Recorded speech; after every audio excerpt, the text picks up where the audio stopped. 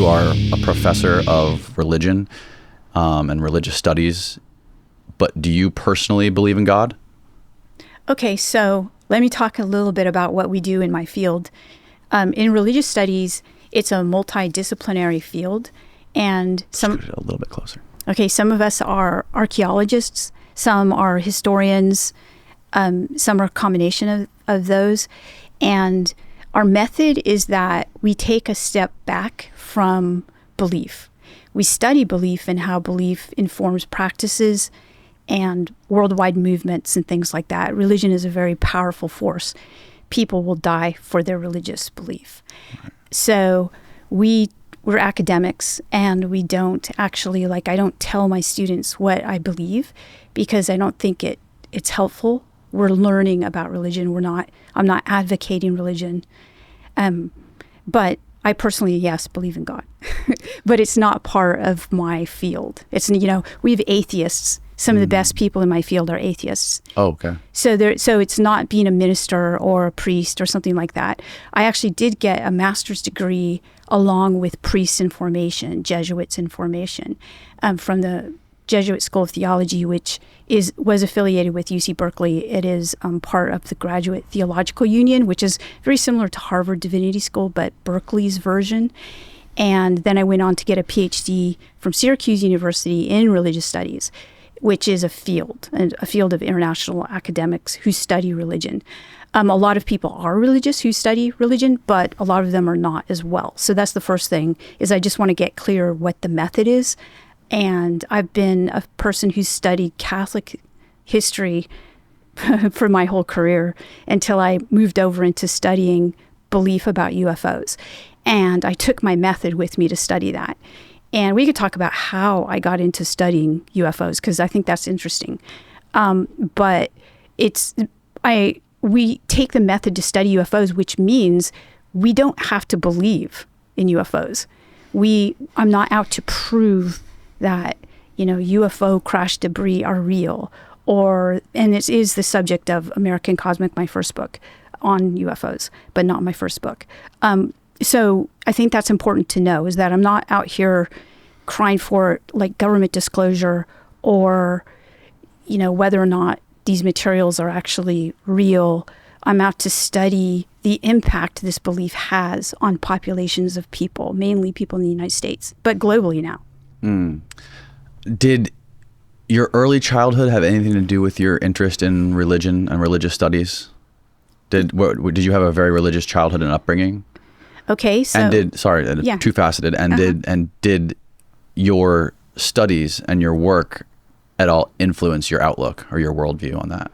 Yeah, I do think that people are impacted by how they were brought up and also what happens around them in culture. So, of course, I'm not exempt from that. That said, I didn't grow up in a particularly religious household at all. My parents were what I would call, I'm from California, Northern California, and it was and still is an eclectic culture where there's New Age beliefs and things like that. So my parents were pretty eclectic.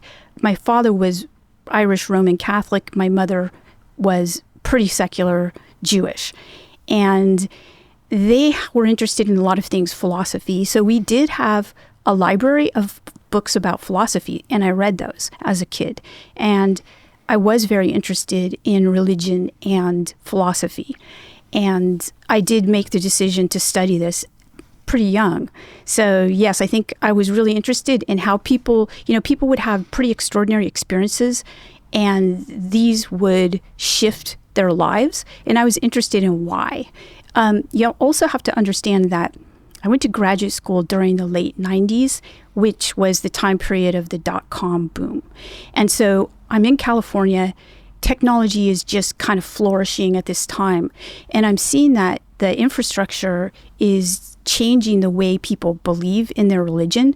And so the digital infrastructure, and especially media technology, like Star Wars and things like that, people are beginning to have these, I would call them almost like mystical beliefs about things like the Force is with you. And it was impacting their religious beliefs. And so when I went to school, not only did I study ancient texts about different religions, but I also studied the ways in which people took their own beliefs and they they incorporated, the lexicon of Star Wars into those beliefs as well. And those were part of the whole landscape. So I really focused on technology and religious beliefs. That was like my focus all throughout studying Catholic history and also studying what I study now. I'm sure you studied religion and belief for a long time before you ever even thought of the UFO phenomenon. Yes. What was it that introduced you to this? Like, what was the moment like when you first got introduced to this and started to look into it? And what were the biggest connections between the logic of the UFO phenomenon compared to early Christianity? Right. That's a good question. This happened in late 2011, 2012. And I had just finished a very major project that culminated in a book about the Catholic doctrine of purgatory, which is an afterlife destination for souls who don't quite make it to heaven, but are definitely not going to hell. Okay. And this doctrine kind of had fallen off the map for Catholics, and I wanted to know why. And so I did a lot of study of old materials in archives, manuscripts, and things like that. And so I also talked about Catholic popular culture and how that shifted this belief. And so at the end of that, I had a long catalog of reports of aerial phenomena from 1400, 1600, 1700, European Catholicism, that I didn't quite, in different languages, by the way, and I didn't quite understand what they were about. A lot of times people believed that these were either angels, sometimes flying houses, sometimes souls from purgatory. And so I kept these, and I knew that they were really interesting, but I didn't quite make the connection. I thought, I wonder what this is about. So I finished my book. My book was in press, and I'm on to the next book. But I'm thinking that it's not going to be about that stuff. It's going to be about a Catholic bishop who was one of the first Catholic bishops in the States. And I show a friend of mine this catalog, and I say, what do you think of these reports? And he looked through the reports, and he said, oh, these look like Steven Spielberg films. I mean, it looks like UFOs. And I thought he was silly because I was a person who scoffed at this belief. It was a coincidence, but there was a conference in my town for people who were experiencers, UFO experiencers. So I went to that, and I heard them talk about their experiences, and I saw that these experiences that they were having were like an exact match with the experiences that I had cataloged from hundreds of years ago up till the present. And I recognized that this was a continual pattern, and it kind of blew my mind at the time. I was like, wow. So I did a little more exploring, and I started to look at primary source material from Catholic experiences, like from saints like Teresa of Avila, Saint Francis of Assisi. And when I started to read the primary source material, I saw that it was also very similar to what you would see in John Mack's book, because at this point I read John Mack's book, Abduction. And it literally, these experiences of the saints could be other chapters in his book. And so at the time, I knew Jeff Kripal, but he's a professor at Rice University who looks into this type of thing. And I told him, I said, have you seen this? And he at first said, no, Diana, no, I don't think so. And then I took some of the stuff that I had translated and sent it to him and said, they're talking about little beings and aerial phenomena and, other things that happened in John Mack's book. And he was blown away too. And that was the beginning of my writing about UFOs and looking into modern day reports of UFOs. And honestly didn't think I was going to experience what I did when I went into studying UFOs. I thought it was going to be a natural progression of moving from, using this method that I learned, moving from Catholic history into modern day reports of UFOs. Honestly thought it was going to be pretty easy to do. But when I got into the community of studying UFOs, I immediately saw that there was a lot of government misinformation, truthfully.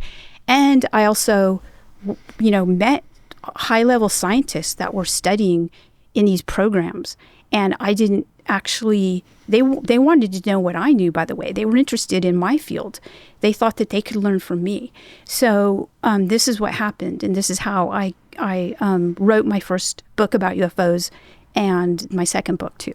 So I found myself in an environment that was absolutely completely different from anything I had ever studied before.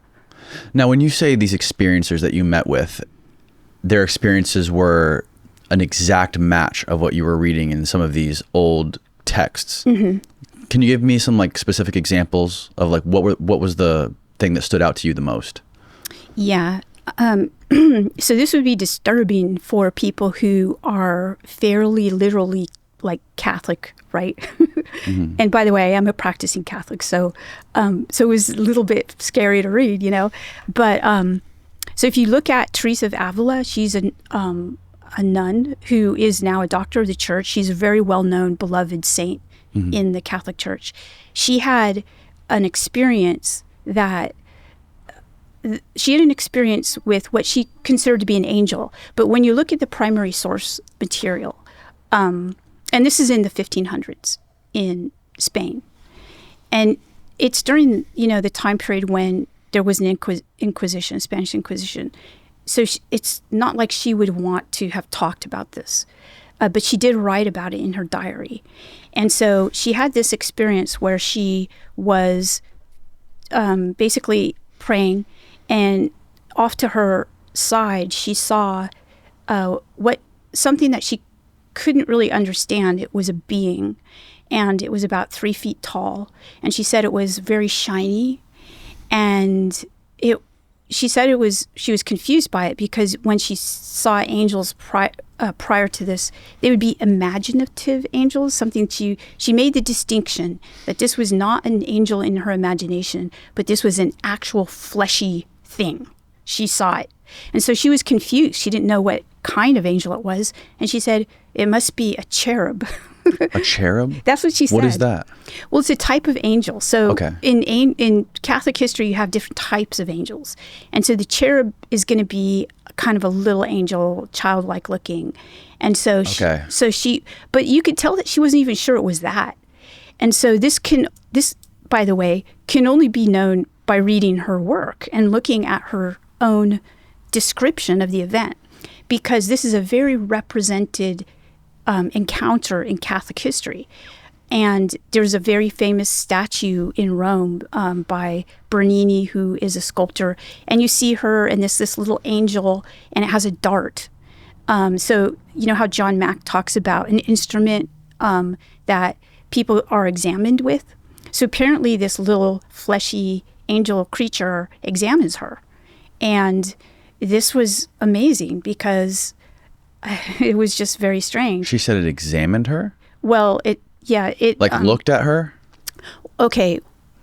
So you have to understand translation from that time period. Okay. So let's be super clear. Okay. So when I say, I'm using the word examined, but probably I should not have used that word. It basically said it took this dart and it thrust it into her entrails. Those are the words that she used. So, you know, it was something that I didn't expect to see. Mm-hmm. So this would be the example, but there were many more examples that weren't as famous. That's the most famous example, the one that Catholics would know about. But there were a lot of examples that I had that no one would know about because they're not digitized and they're in old manuscripts. And there's lots of these, by the way, at the Vatican Archive and the Vatican Private Archive, which is also known as the Secret Archive. And literally miles of these kinds of things and experiences. Did you read this when you went there? Yeah, I read a lot I did go there. And I took one of the people that I was a scientist who was studying this too. And we both went there and looked at this. He was really interested in these experiences because he was also trying to get data for what he was studying. And this is the guy you call Tyler D in your book, right? He keeps his name pseudonymous because he can't be exposed. How long after you started researching this stuff did you meet him? Pretty quickly? Yeah, pretty quickly. So, and how did you get introduced to him? Okay, so he reached out to me, and he, said that he was interested in this field, and he was working in this space program. He was a mission controller, and I wanted to know why he was interested in my work, because I didn't make the connection that it had anything to do with space, space stuff. And so he explained that a breakthrough in his field was going to come from my field. And so we started to communicate. You have to understand that 2013, 2014, I was still pretty reticent to talk with people who were affiliated with government stuff because it wasn't my field. It wasn't something that I ever thought people would be interested in. So it took me about 1.5 years to actually meet him in person. And so immediately I met a lot of people. I met the people that, you call the invisible college. I met some. So for a person who didn't believe in UFOs, had no understanding of the history, he thought it was all hokey. This was really a strange experience. And you met other people like Garry Nolan, who came out. He was pseudonymous in the first book, and then he kind of like revealed who he was. What was the connection between all these people? Okay, so they're all studying what they believe is the modern day, encounter with non-human intelligence. But they weren't studying it publicly, right? Well, no. Okay. Nobody was studying it publicly. This was all before 2021, before the Pentagon, reported that there were programs and that they were studying this. So this was all, and honestly, I you have to understand, I didn't believe, even when I was in New Mexico, because I did travel to New Mexico with Gary and Tyler, and we went to an alleged craft site. I was still under this idea that they were somehow misinformed, or their belief was really strong, and I needed to know why they believed this, because they were both incredibly intelligent people, public intelligent people. And so that's why I went. I knew that there was a rising belief in UFOs, and I was trying to understand it. And these guys were like a key to understanding it. So Tyler had said, I don't think you believe in the physical parts of UFOs, and I want to take you to a place where you'll believe after that. And I was like, okay, I'm taking my friend. So I had originally asked Jeff Kripal to go with me, but he said, that's outside my comfort zone, Diana. I'm not going to do that. And so then I asked Gary. I had actually just met Gary, and he was really impressive to me, not just by being who he is, a Stanford professor, but also just really genuinely fascinated by the topic. And he jumped at the opportunity to go. And I also knew that he would be the person to go. If we were going to look for anything, it would be Gary who could figure it out. And so, after a while, Tyler was okay with that. But at first, he wasn't okay with that. And then he looked into Gary and he said, yeah, let's go. So we went to the New Mexico desert, and you were like blindfolded, or? Yeah, we had to accept to be blindfolded to go into this place. And we went there, took off the blindfolds, and we spent all day, accumulating what they believed were UFO debris from a crash that occurred sometime in the late 1940s. And it wasn't Roswell. And you actually found something when you guys were there during that specific day? We did, yeah. And it was hard to get. I mean, the place looked like it had rubble. Well, it did. It had rubble all over it. And Tyler told me that the rubble was from disintegrated tin cans from the 1950s. And this was something that the editor of the book wanted me to take out, because she said, I don't understand why you'd go to, well, she understood why I went to the place, but she said, why would the government put all this stuff out in the middle of nowhere, tin cans? We just need to take that out. And even though I didn't understand at the time, I said, look, we have to keep it in because it's still data, right. And so we kept it in, thankfully. And what was it that you guys found? Okay, so we did find some parts, two different types of parts. One looked like almost like frog skin, metallic frog skin, and some other stuff that looked like, it just looked like, honestly, I don't know. Metallic frogs? Yeah, it was just, both were really strange. I still didn't believe. Even after Gary got stopped at the airport, and things happened like Tyler said they would happen, And I still don't know. I still don't know what to think about that. But that did happen. That was part of studying what I was studying. And how did that alter or affect the trajectory of your research after that, like from then on out? Obviously you had met Gary and you and Gary had become friendly, but how did that experience going to that alleged crash site affect your mind and your thinking around this whole topic? Yeah.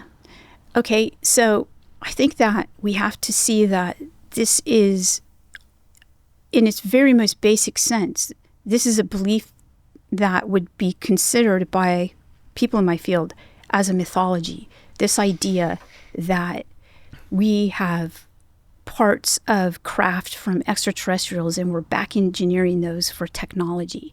This is actually an old myth. This is, the Greeks had the myth of Prometheus. Prometheus was a, god person who gave humanity fire, which was a tool and a technology, gave humanity technology. So this is like the modern Promethean myth. That's how I was looking at it. But it's something more than that.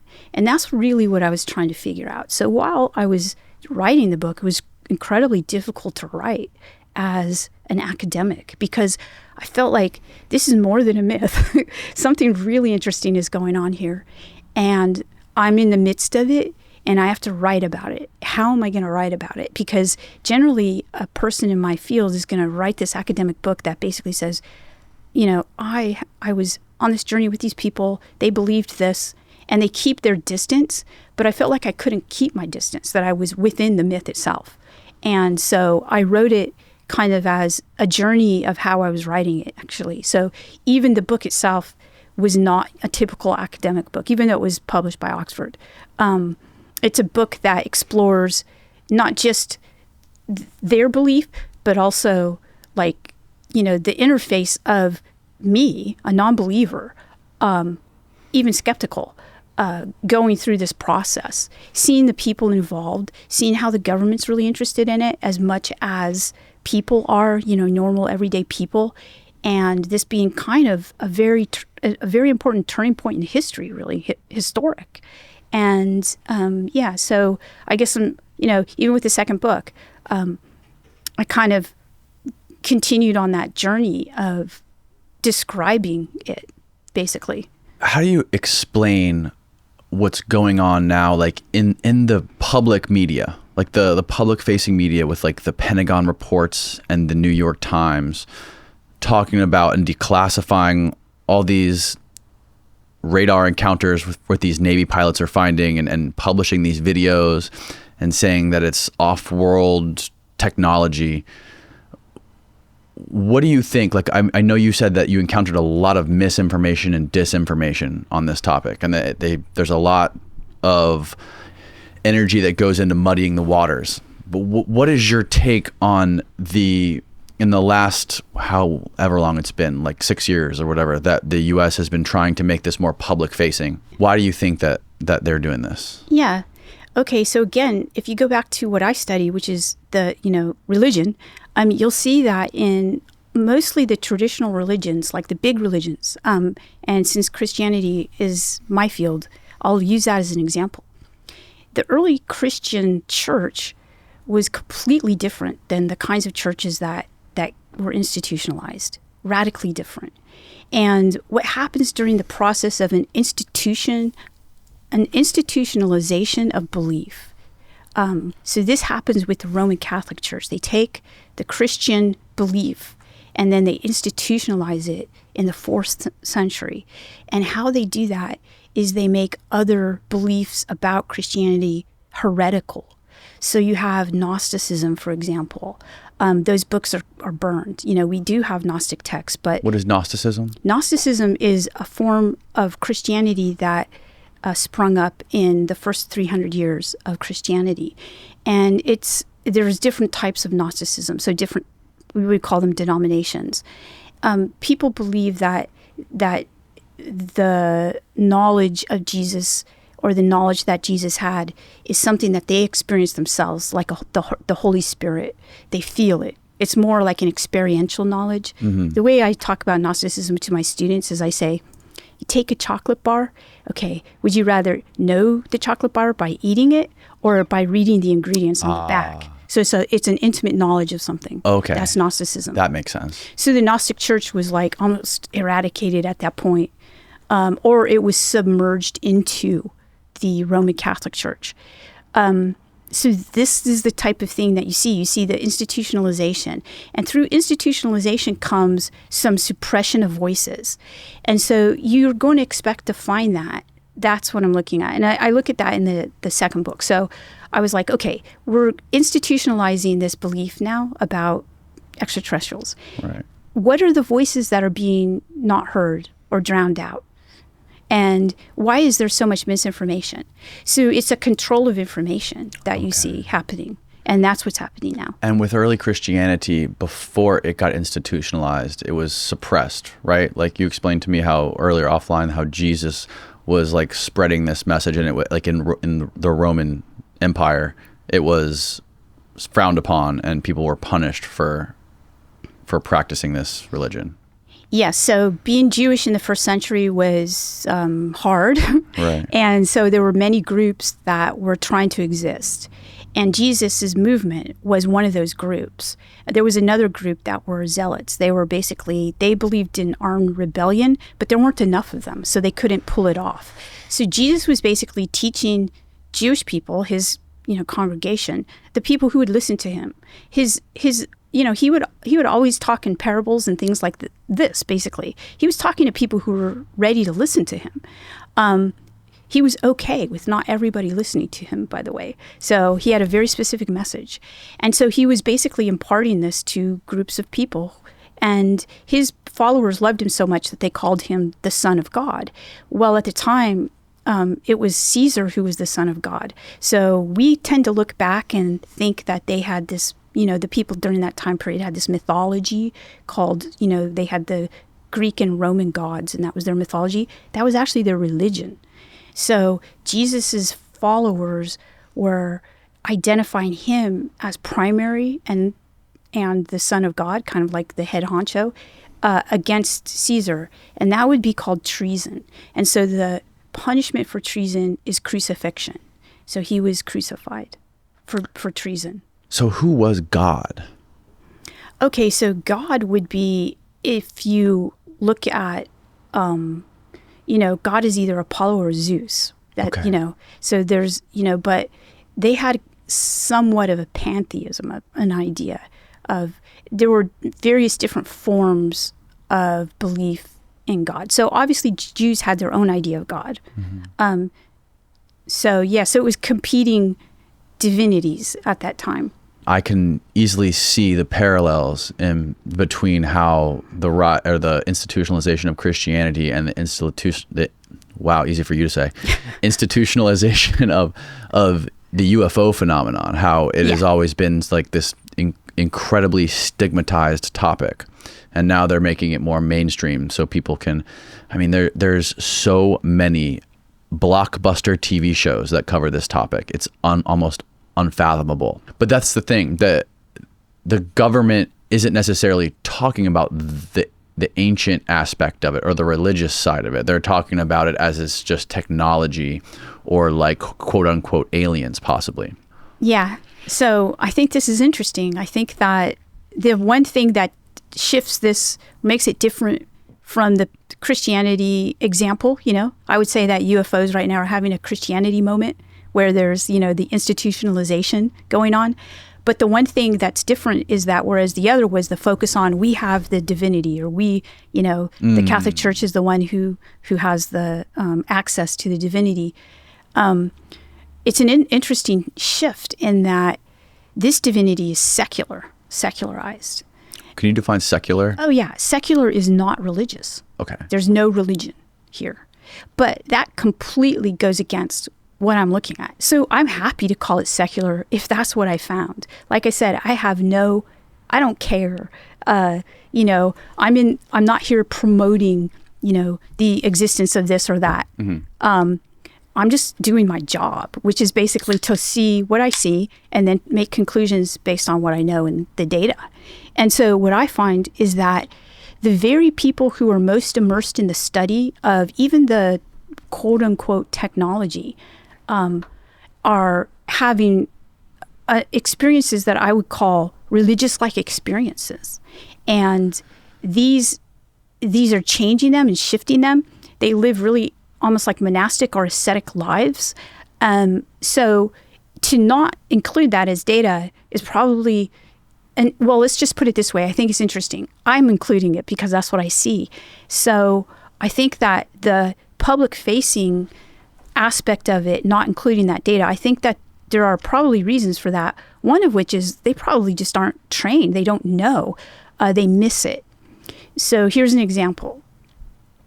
The recent James Fox film about the Brazil. Yeah. Okay. So love his stuff. He's great. He is great. Yeah. So, and I talked to him, I don't know, about 10 years ago. We were at a conference and he said, so tell me about the religious aspects of this stuff, because I don't see that connection. And so, I kind of, at the time, told him a little bit about it. But this was 10 years ago he asked you that? Yeah, about 10 years ago. However, this last video of his, Moment of Contact. Moment of Contact, yeah. Yeah. It's Virginia, Brazil. There was a crash landing, and apparently there was a being that was running around a town for a couple of days that was captured by the military. Or two beings, rather. Yeah. So this was fascinating to watch, mostly because, to me, what was interesting, he's bringing he's bringing the framework of what I would call the secular idea of the UFO as extraterrestrial, crash lands, and then the government covers it up, and people are Men in Black. Yeah, and intimidated, and the being looks really creepy, these kinds of things. So all those elements are there. But what's also there, but what gets completely missed generally, is that this is in a Catholic country. And the people that first see the being, they're like, what is it, a demon? It's not a human. So they identify it. And there's a lore to demons as well. And part of that lore is that they have cloven feet and they have a really terrible smell like sulfur. And both of these are mentioned many, many times. They come up repeatedly in the video. And I'm thinking, if I ever see him again, I'll say, hey, you brought up a lot of the religious stuff, but of course he didn't see it because he's coming from a secular framework. But a person trained in religious studies is going to see that, or a Catholic is going to see that. Somebody who's very Christian, they're not going to miss that. Yeah, this kind of blew my mind when you told me this last night. You mentioned the clovis feet and the smell of sulfur. Mm-hmm. And so you're saying that this is talked about a lot in some of these Catholic texts? Yes. So I'm not saying that that's what it is, because I don't do that. But I'm pointing out that when people had these experiences in 1500, 1600, these are the same kinds of things that they would say. They would say it smelled like sulfur. They would talk about the feet and things like that. Now, there are a variety of different experiences that have patterns, historical patterns, but this is just one example. It's a wild example. And like I said earlier, there's really not that many documented cases of actual beings, right? Like this, mm-hmm. We're mostly used to seeing like these flying discs. Yes. There's a couple rare instances where there's beings that are witnessed and people that have encountered these things like in their living room or in their bedroom, but there's never been a case where there's been multiple witnesses seeing this thing that was actually taken by humans into captivity. Yes. There are examples, though, from Catholic culture of this happening. Like I mentioned the Teresa account where she sees a being. But she doesn't record a smell or anything like that. Mm. But it more looks like the beings that populate John Mack's book, or the beings that the kids in Westall or Zimbabwe, see. So there's an image of the thing. That's, I guess, in the newspaper. There was an illustration done by somebody in Brazil. Like, how does that thing get here? Yeah, all I can tell you is how people have seen it for a long time, not just in the 21st and 20th centuries. It's been around. Yeah. Movies and documentaries, I feel like they shift our memory of this kind of stuff. They do, yes. Like people's memory of stuff, especially over a decade, can get distorted. And then when you take into context that somebody's actually making a documentary that they're going to sell, you know, there's that famous line, never let the truth get in the way of a good story. You talk about this a lot in your book, how you were kind of like in the middle of this world of scientists and this world of like the media and movies and Hollywood, and you were finding like this connection between the two things. Yeah, well, it's pretty obvious. So, I spent a lot of time talking about technology in my book and cognitive science of technology, and especially virtual environments and things like that. And the more virtual something is, the more we place it in our memory. And I've written a lot about this, not just in books, but also peer-reviewed, papers and things. And I work with people who are doing this kind of work as well for good. Like when we see things in virtual environments, we believe them, even if we don't consciously believe them. They act on our bodies as if we believe them. So you can help people with PTSD in virtual environments. You can train police officers to deal with stuff, or even people in space, right? So they use simulations for astronauts, and they say that it's so real that when they're in space, they feel like that's not as real as what they felt in the simulation. So, what does this have to do with us, just normal people and our constant interface with technology?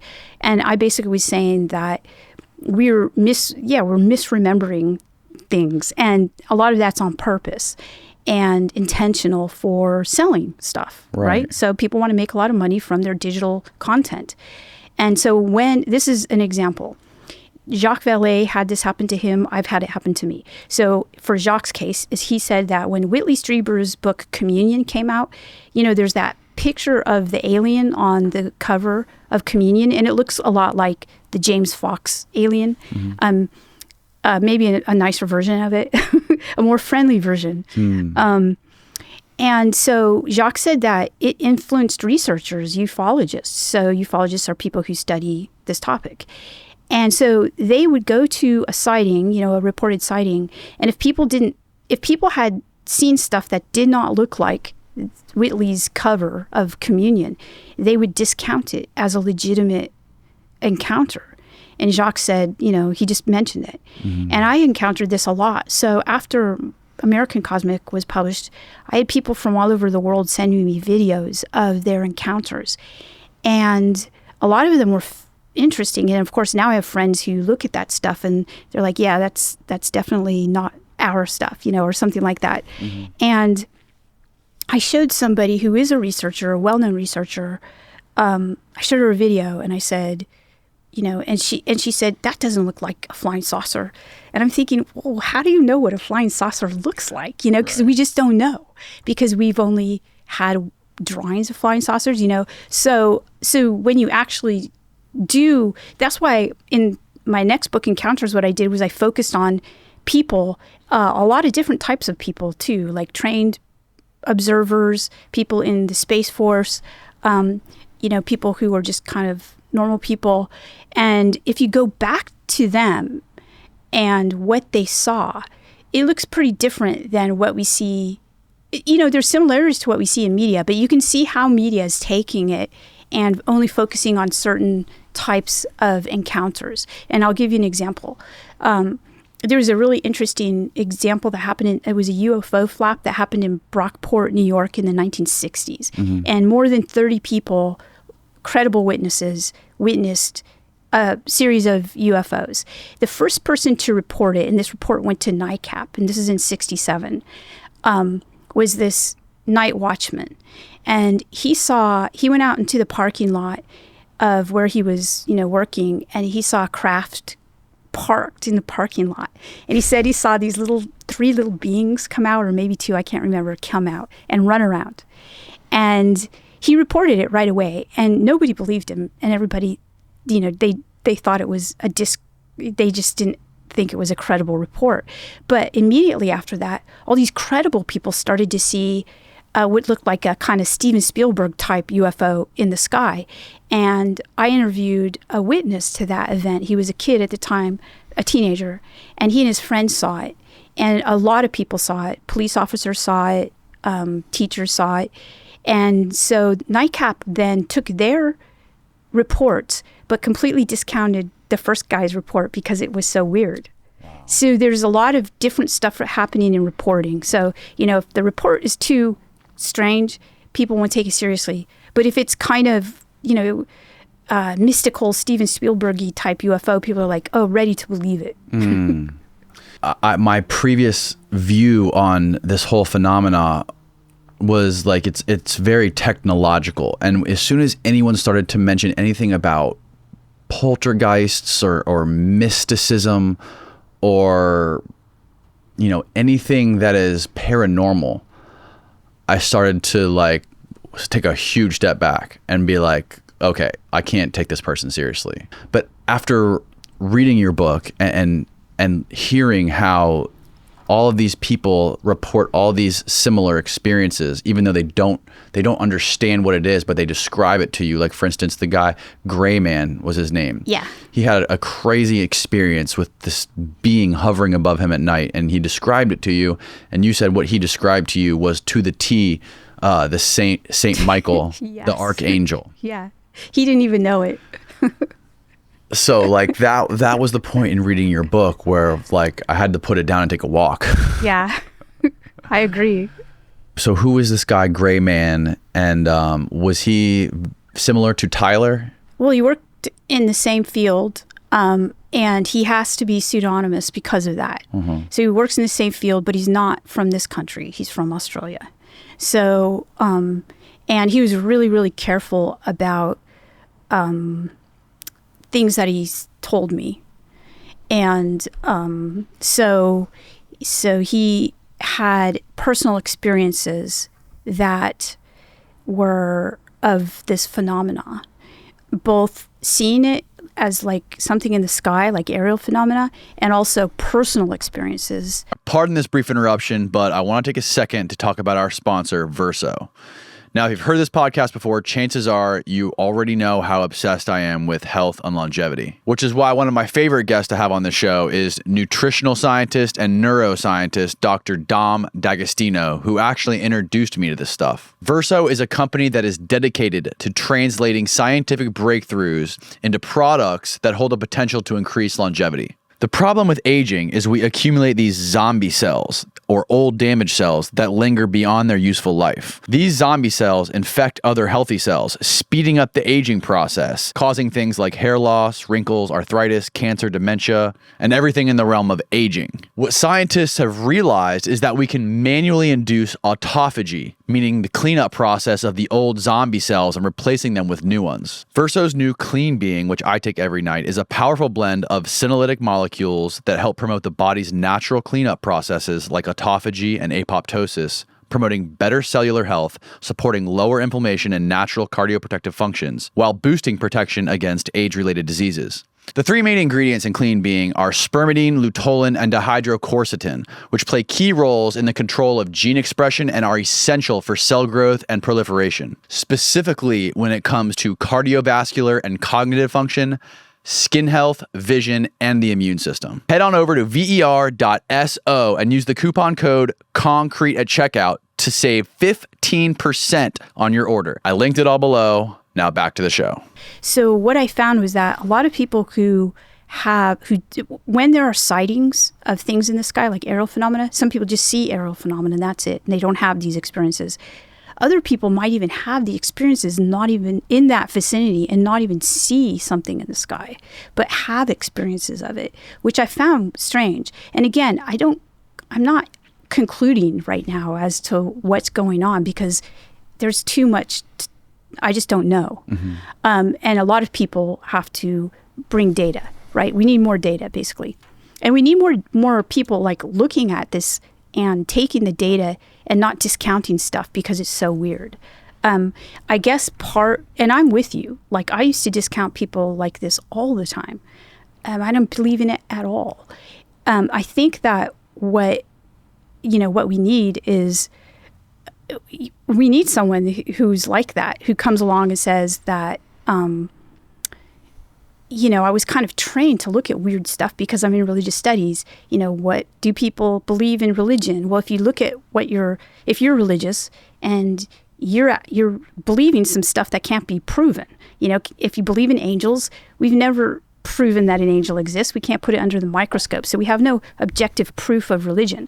So I'm already trained in this method. So looking at UFOs, we have a lot more proof of those. We have like radar. We have the government now basically saying, yeah, there are these things. We just don't know what they are. They could present a problem for us in airspace and things like that. And of course, we have people studying them in these programs. And a lot of the people that study them in programs have very weird experiences that are not talked about. Even the history of the space program, the Russian and our space program, American space program, we have founders who had really interesting experiences like Jack Parsons. Yeah. On the one hand, totally bizarre, and most people will not want to talk about that, especially if they're working for NASA or Aerospace. They're not going to talk about that. Could you describe briefly to people who Jack Parsons was? Yeah. So there's a couple of people that are recognized as the father of rocketry. They basically created the calculations to get us into space, to get us out into space. And one of these people is Jack Parsons, probably the most effective. Wernher von Braun is one as well. But he actually gave a lot of credit to Parsons and said Parsons figured all of this out. And how did Parsons figure this out? Well, he had a really interesting way. He lived in the early 20th century, and he was working on rocket technology, but he also was a friend of L. Ron Hubbard, who started Scientology, and Aleister Crowley. And he had this crazy life, and he lived in Los Angeles, and he would do rituals in the desert. And he thought that these kinds of things would help him basically download this rocket technology. And it's weird, but as weird is Konstantin Tchaikovsky on the Russian side, who didn't have the same belief system as Parsons, but believed that he was in contact with angelic presences who would also allow him to create this rocket technology. So that's what I'm talking about, is like the people who are the most valuable to this program are the people that are doing this stuff that most people would have discounted because it's so weird. What was he doing hanging out with L. Ron Hubbard? They were... I'm interested to hear your take on Scientology.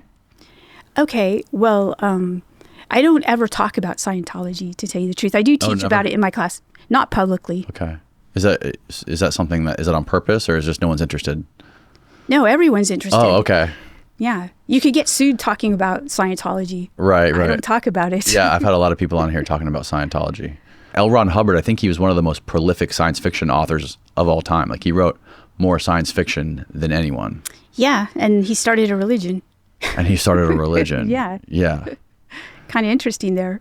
Where were we? What were we talking about? I lost track. Okay, we're talking about Jack Parsons. Yeah. So we were talking about how when you scratch the surface of the UAP UFO topic, and you look at the people who are the most successful at moving the needle, you're going to find that their lives are imbued with this kind of mystical practice. And what is it about these people that they are able to do these quote unquote downloads that you talk about in your book? Like, Tyler has this specific protocol that allows him to connect with nature and this network of nature.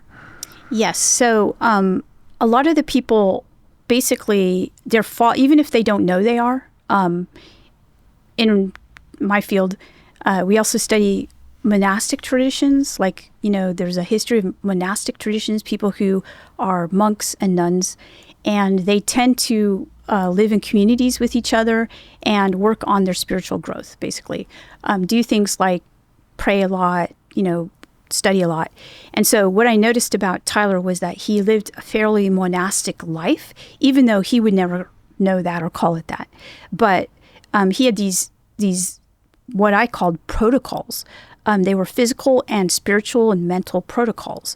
And what I noticed was that a lot of people who were doing the same kind of work followed these protocols. And they enabled them to download information that they were interested in. They could be useful things like technologies, or, other things like artistic things, projects and things like that. And so when I finished American Cosmic and it was out there, a lot of people with this ability reached out to me. And I met a lot of very incredibly successful people who were doing this their whole lives, doing this similar thing their whole lives. And so I interviewed them too, because I wanted to know, what's going on? What were they doing? Why are they doing this? And so what I figured out, for the most part, is that religions, different traditional religions, were the traditions that held these technologies. And now I see these protocols as like body technologies, or, technologies of connection. And they would enable people to be super creative and help culture in many ways. Like Teresa of Avila is a doctor of the church. She was able to do this. She was a nun. And a lot of the tradition in the Catholic tradition, the saints, they were doing the same thing. They were, they had these practices that enabled them, they believed, to connect to their God. But that's just because we didn't have a global society. Now we have a global society, and we can actually do analysis of what's going on when people are connecting. Harvard's done studies of people who meditate and how it changes physiologically changes your brain structure, right? Wow. Yeah. So, so I think that this is, if I were to say the one thing I learned most from my work so far into UFOs, is I learned about these protocols, and I met a lot of people who do them. And that's what I'm interested in right now, is that, because it seems to me that the other stuff is a huge distraction. Because if we could just focus on this type of thing, it would, where people, they're able to resist being distracted by media and, focus on what they actually are interested in. What are you really interested in? Instead of being hung up on, being distracted by stuff and consuming stuff and going on to the next thing because you're bored, right? So these people are never bored. There's this thing that creative people, specifically writers and painters, they talk about when they're trying to get into like a creative flow process of doing their work, is when they start working on something, whether it be a poem or a piece of artwork, they just start by picking up the brush and just like splattering paint everywhere. And then once they start to once time passes, they start to like get into this flow. And some people like to call it the muse, where this thing just sort of comes out of the ether, and creativity and things just flow through you without thinking. That's right. That's it. That's similar to what Tyler was talking about, where he has just thoughts that enter his brain that Yes. have nothing to do with memory or anything he's ever learned. They're just ideas that come out of the ether. Yeah. Yeah. So he's not the only one. There's so many of people, there's so many people like that. So yes. So to me, that's the most interesting thing. And I was, and a lot of people were very interested in it. So I gave a class on it, and people from all over the world took the class, and a lot of people who were doing it, because they want to know, what am I doing? Are other people doing this too? But so the idea is that our bodies we're at the cellular level, it's all electronic, right? Like the electrons in our bodies that make up our atoms and our cells and our DNA and everything about us. And we're like 90% water. And the idea behind this is that, I'm sorry if I'm messing this up, but that our bodies are like these radio transmitters. And that like if we can treat our body the right way and eliminate all of these outside peripheral signals, that we can connect to some sort of network. Yeah. So I've talked to a lot of people about this, because, at some point my own training fails me, and I need to access people who are really into AI or into, that are scientists. And so I've talked to a lot of them, and there are two different kinds of theories. One is that it's like a network, right? And there was a Jesuit priest in the early 20th century who felt this network. His name is Chardon, Teilhard Chardon. Right. And so he described it as the Noosphere. And so he felt this network when he was on the front in World War I. And, there's a lot of tension going on there. And he felt like this was going to connect with technology in the future. And he felt like, his work is interpreted in different ways. But I interpret his work as basically saying that there's almost like a new form of a human that's going to happen in the early 21st century. And he sees it as connected to this network. A new form of human. Yeah. And so I met a lot of people who believe this too. So he's a very well-known philosopher in communities of people who are creating AI. And so the belief systems of people who are creating AI, I interviewed them too, because, because really I was interviewing people who were in Silicon Valley believing in aliens and ET and reverse engineering things, for American Cosmic. Well, the whole world has shifted.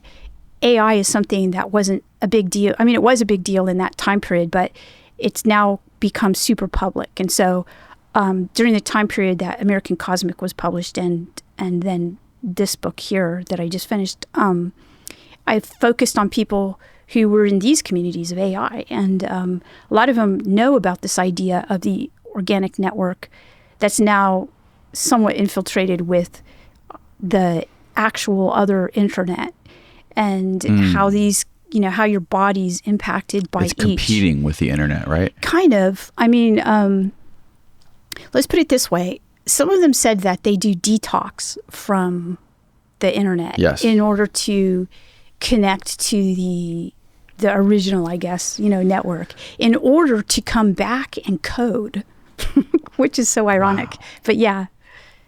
There's a deeper meaning here when it comes to like our evolution. We have the choice to either develop technology as a tool or develop something that is gonna make us sort of irrelevant. Yeah. Or trample us. Yeah, there's like a fork in the road. Right, a fork in the road. That's a good way of putting it. Chardon saw this. It's one of his warnings,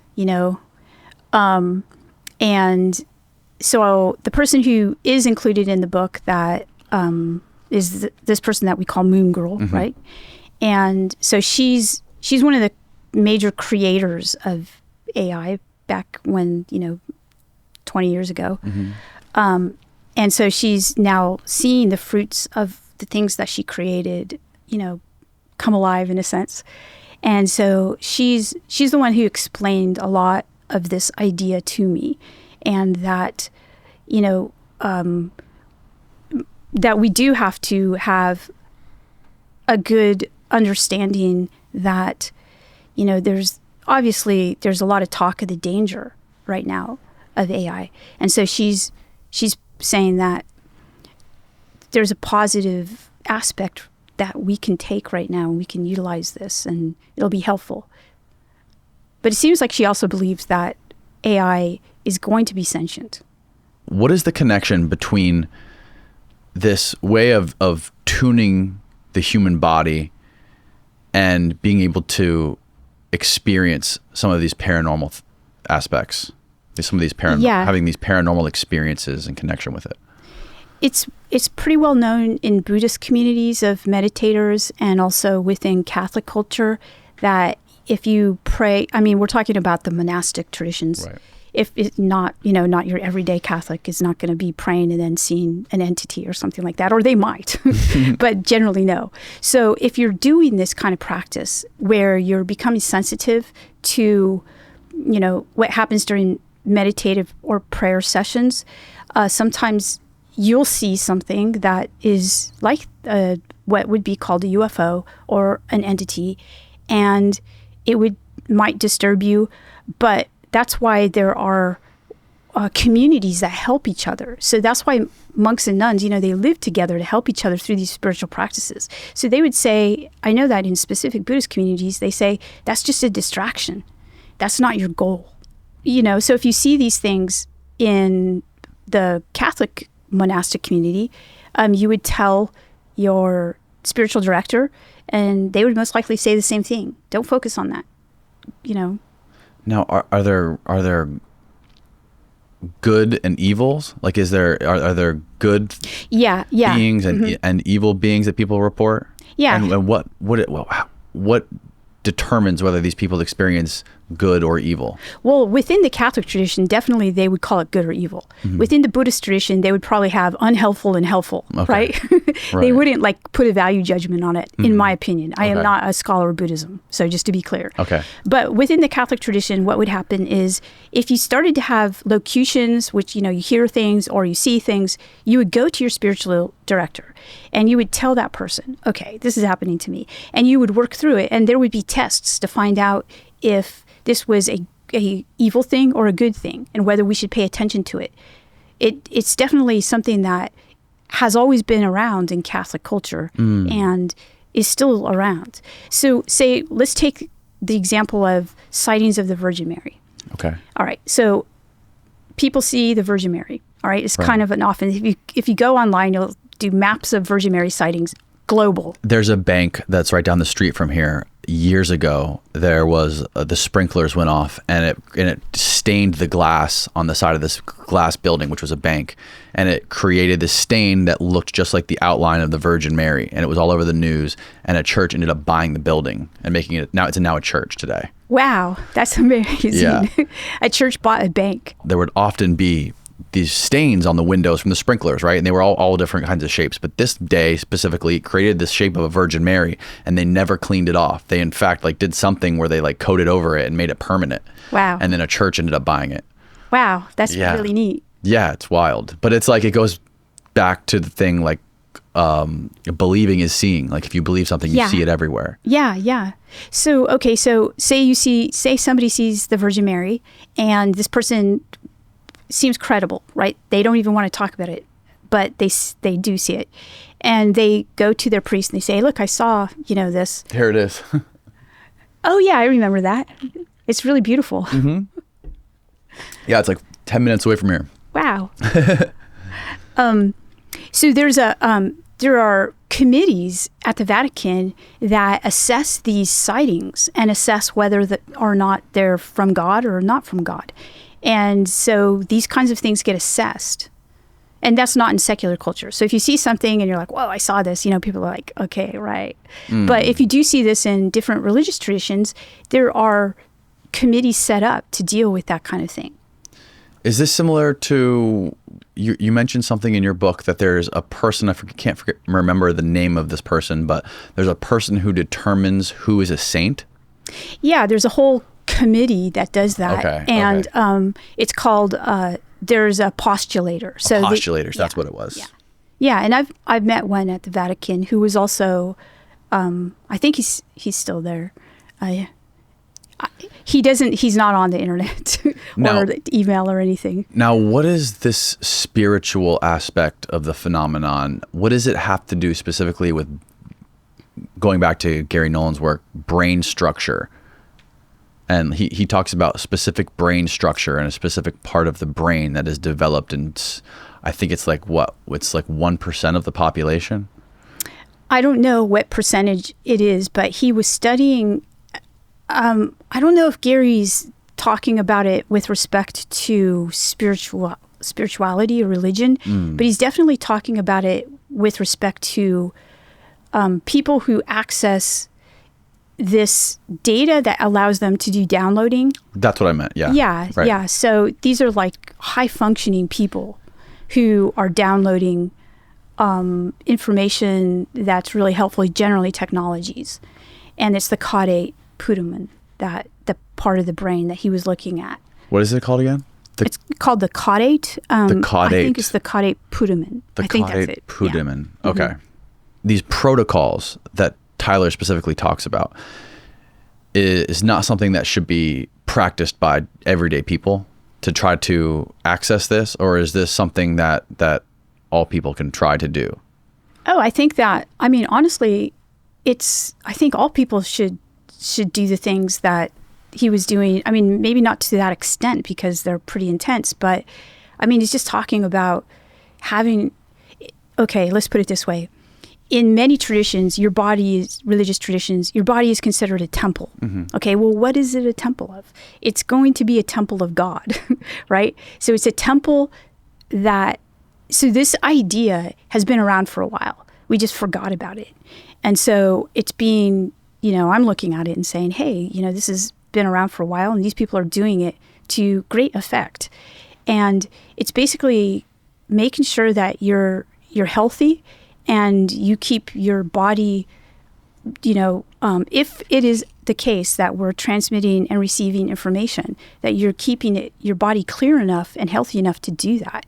So I think it's kind of like a human thing. I think a lot of people can do it. Is it simple stuff like getting good sleep, drinking a lot of water? It's totally simple stuff. Taking your vitamins? Yeah, it's simple stuff. But when you look at the science behind it, you're like, oh, so that's the reason why. So getting enough water, our bodies, so Moon Girl explained this to me. She said our bodies are like 80% water, 78, 80% water. And water is like the universal conductor. It's conducting electricity.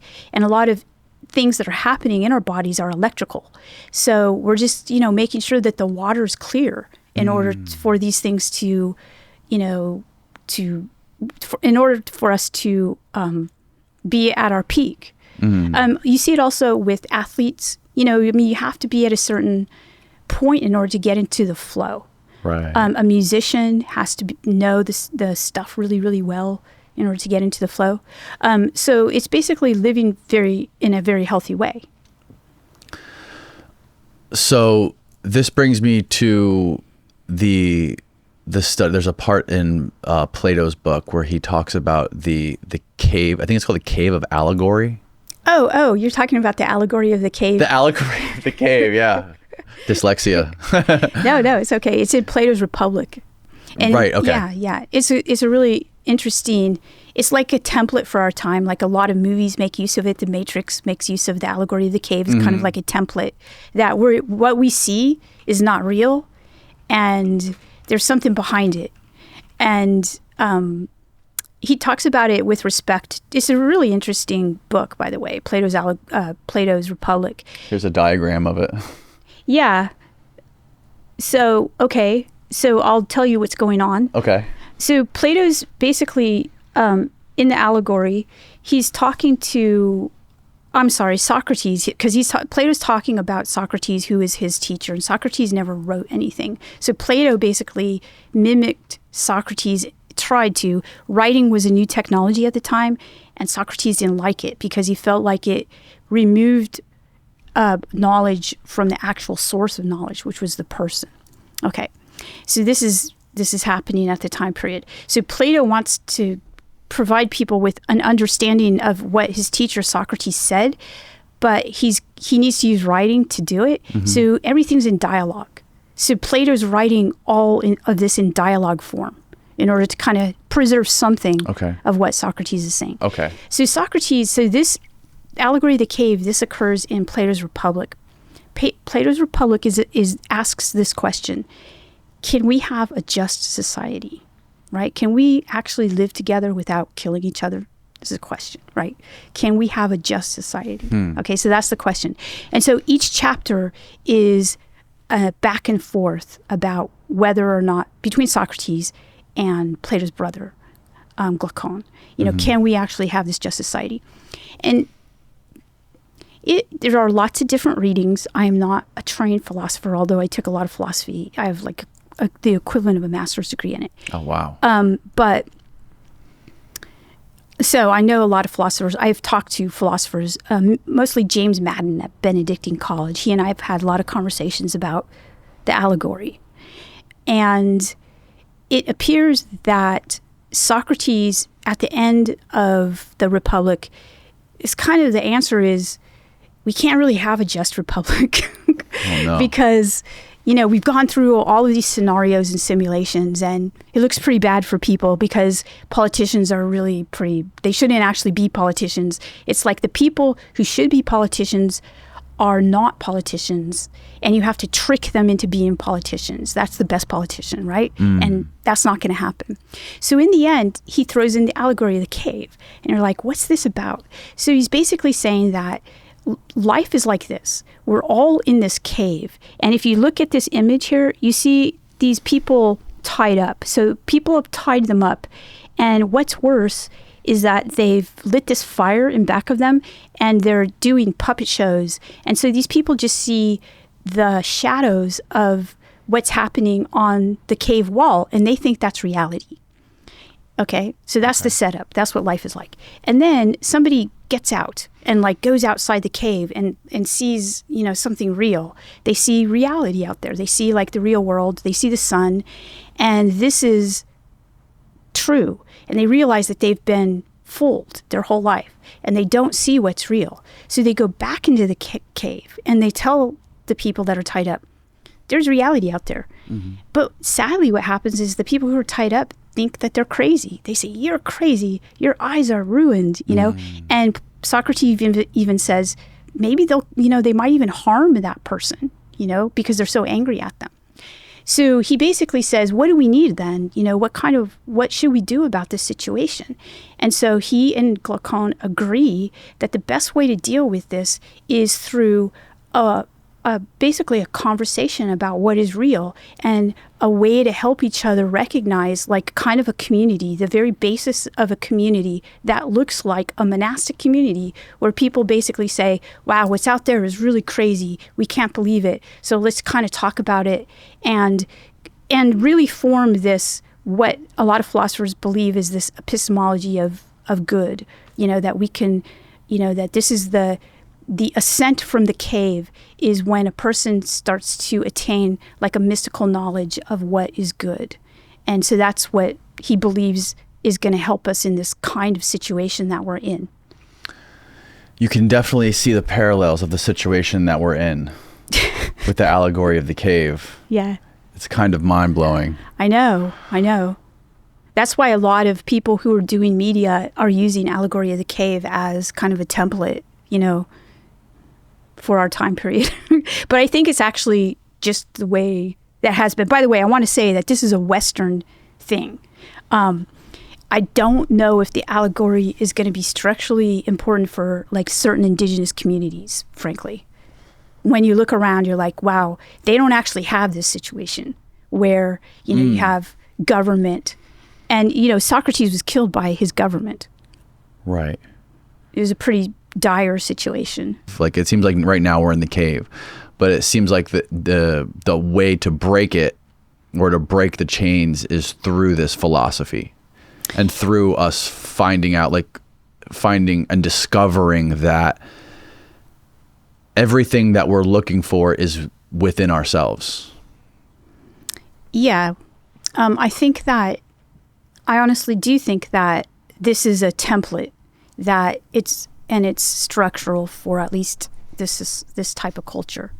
And the way to remedy, maybe you can't fix it, but you can remedy it for yourself. And that's to do what Socrates suggests.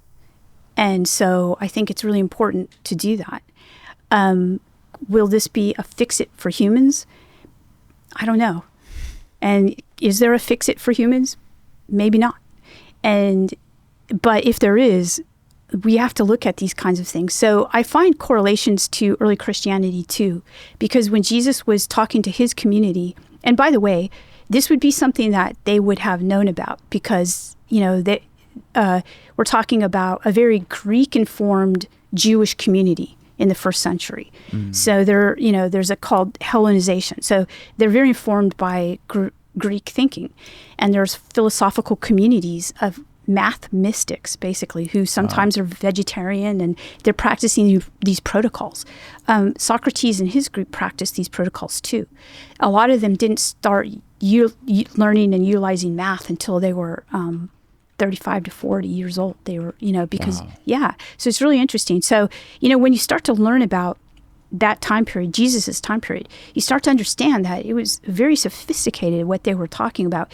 And Jesus was also, in a sense, being the Socrates of his time, basically saying to the people who would listen, he wasn't even talking to everybody. He was saying, this is what it's like, you know, and he would basically help his community. And so he was initiating. He also never wrote anything like Socrates did. didn't either. So they were very similar in that sense that they never wrote anything. So he was also asking, could there be justice? And he said, yes, there can, but it's the way. This is the way, and it was a spiritual, mystical way, just like Socrates. And my reading of Socrates is that he's proposing a spiritual way, a mystical way. Even though, ironically, the reason he was killed was because he was supposed to be. Athens said that he was promoting atheism among the youth, which I think is really ironic. Tyler described a hierarchy of beings. How do you make sense of that? Well, it's really interesting to me. So Tyler's information about the protocols I thought was so good and interesting and helpful that I asked him to guest speak in my classes. Oh, really? Yeah, prior to the publication of American Cosmic. So he would guest speak in my classes, and my students loved him, by the way. So he would, it would be standing room only when he was around. And students would come, and pack into my classes. And he would basically talk to them about their own, lives and what they were interested in doing and that type of thing. And during the time period, he was really open about his beliefs. And part of what he used to say was that there was a hierarchy of beings. And he placed God at the top. He was Christian. And then he placed angels below God. And then he placed beings, like off-planet beings. He called them off-planet beings. And then he placed, and this is where it gets really weird to me, factions in the intelligence community, and then normal humans. That was the hierarchy. Okay. Was Tyler religious before you, like when you first met him, was he a religious person? He was religious in a pretty normal way. Okay. So he went to church maybe a couple times a year. Non-denominational Christian. He was very, very spiritual, but his spirituality wasn't, obviously when he met me, I taught him a lot about, what I knew. And when we were at the Vatican, he experienced a pretty intense religious experience. And so now he's very religious, like Catholic, goes to church, works, I think, still. After his experience at the Vatican. Yeah. And that was nothing that I promoted or wanted to happen, by the way. It just kind of happened on its own. I was fascinated by it. No, he was not. He was not super religious. Okay, so God is at the top. Angels are below that. Yeah. What, in his view, are angels? Well, he changed his view when we went to the Vatican, and we learned a lot more about the saints and what was happening with them and their interfaces with what looks like similar to what people are saying when they have UFO experiences today. And he started to understand it from a broader perspective. And he thought perhaps that the things that he was studying had to do with angels. And so he was willing to decide that maybe the category of angels and off-planet intelligence were closer than he had thought before. Maybe they were the same. And so he revised that, but he kept everything else the same. So he combined angels and extraterrestrials? Yes. Well, remember, he's calling them off-planet beings. He's not calling them extraterrestrials. Okay. Is there a reason? Isn't that the same thing, though? Not to his mind. Because I think he's keeping an open mind as to what they are. He believes in them and interfaces with them, but he's keeping an open mind. So he did. Is the difference between when he says off planet, does he mean like stellar? Or is he talking are we talking multiverse, like different dimensions? Yeah, so these are the questions that he had. Okay. So he didn't know. That's why he left it open. I think that he believed that they're in space and that we encounter them, in space. We encounter them in space. And they come down too, to our atmosphere. So I think that he calls them off planet. They're not terrestrial. So he claimed that we see these things in space? Is that something you can talk about? That's what he believes. Let's just say that. That's what he believes. That's what he believed at the time. What is his opinion of the objects that the Navy pilots are seeing, like the Tic Tac objects and the Go Fast and the gimbals? Okay, it was only the Tic Tac videos that I was able to get him to look at and asked what he thought about those, and not the other ones. So he looked at those and he said, the video quality is horrible. And then he said, that's pretty similar. That's what he said. That's all he said to me. He said, that's pretty similar. Yeah. But he said, what does that the mean? video is really terrible.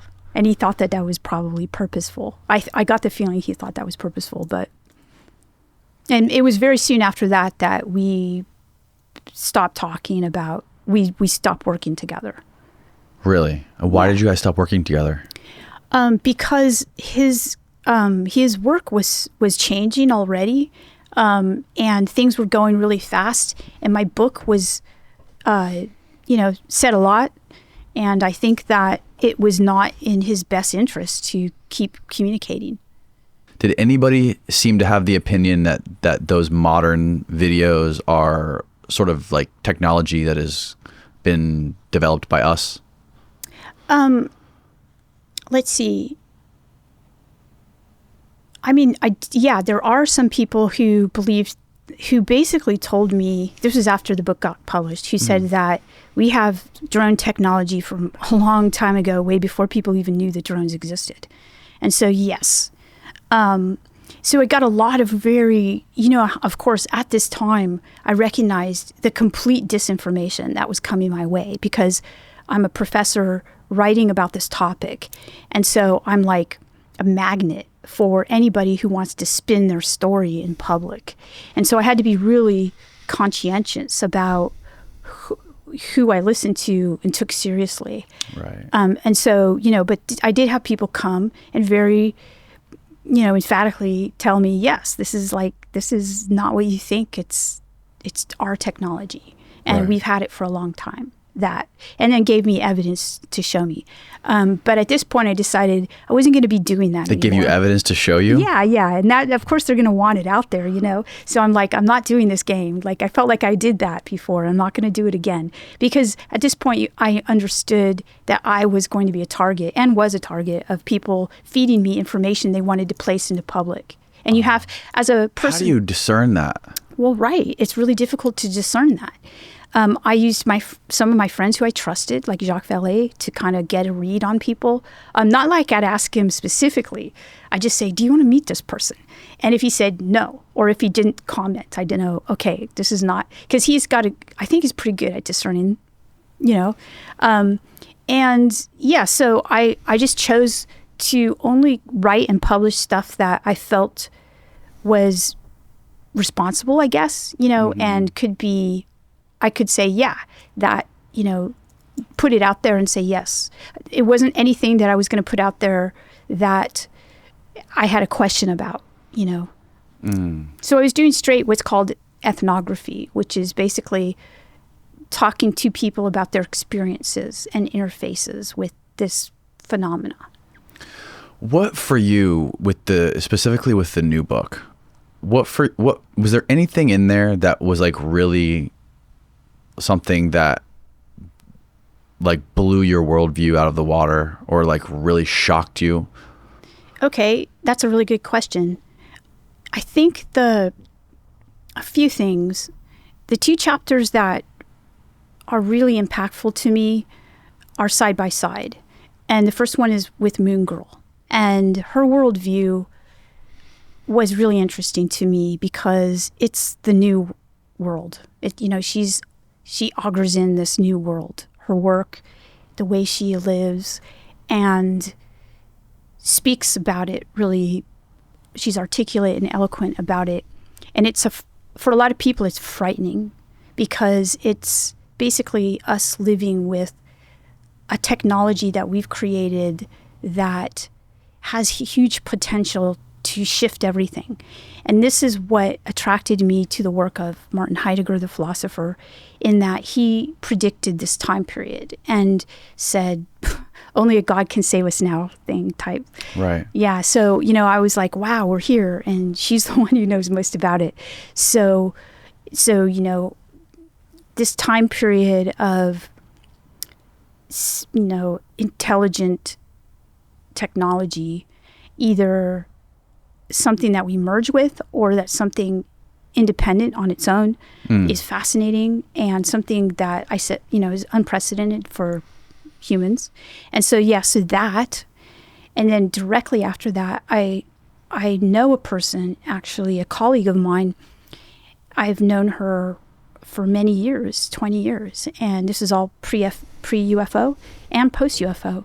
And when she was a woman in my department, I'm in a male-dominated field, so we spent a lot of time together. She's a philosopher, and she was being recruited by the NSA as well. Oh, wow. And her father worked in what she called the secret space program. And this was all when I was doing Catholic history. So I always thought that was strange, but I never actually asked her about it. But then when I started to study this, I was like, I need to ask her about this because it's strange. You hear all this crazy stuff about this secret space program, and it's this and that, and it's, it's absolutely insane. So I did an interview with her, and I recognized that she was actually the child of a person who was in one of these programs. And I met so many people in these programs, like Tyler, right? And, and these people have children. Those children do not live normal lives. And because their parents don't live normal lives because of being part of these programs. And so that was an insight. I met a lot of these people. And so there's almost like an effect, of that lasts on these generations of people, their children. And so I really wanted to talk about that, but I couldn't talk about it directly with some of the people who are now in the program. So her father's been dead for many, many, many years. But still, people around her told her not to share the information because there was so much intimidation not to share it. I mean, we're talking about he's been dead for more than 30 years, And so, but she talked about it.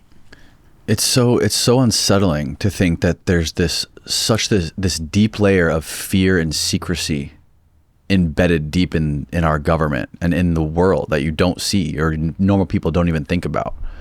The deeper you go into this topic, it's just like the more of that you see.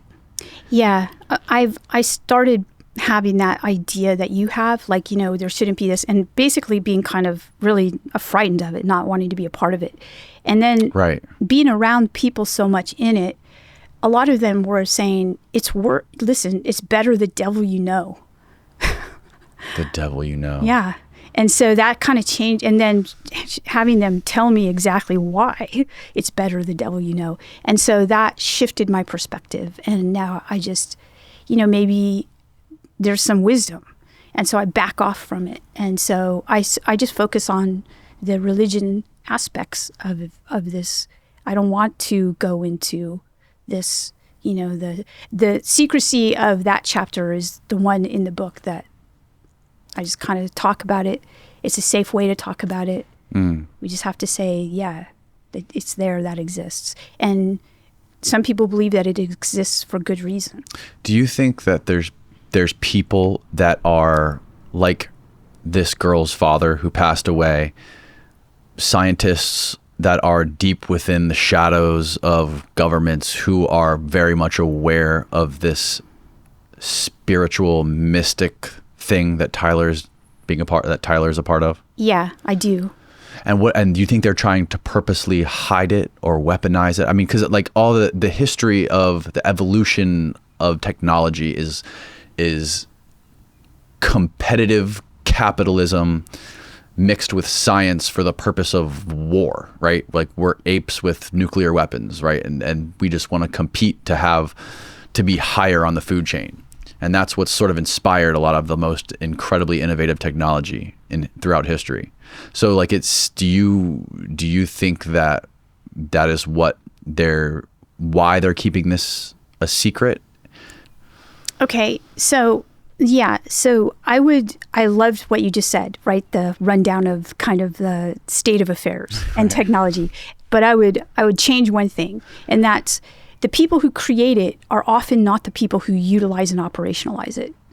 Right. Okay, so the people who create it, they probably keep this stuff, grab the patents or, grab the people themselves and use that. But those people are not out to wage war. Generally, they have hey, this is helpful for humanity in this case, right? Okay.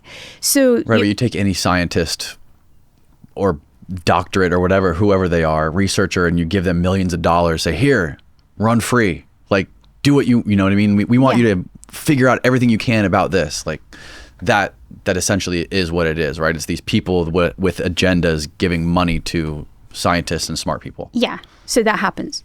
Okay. All right. So that's one way to look at it.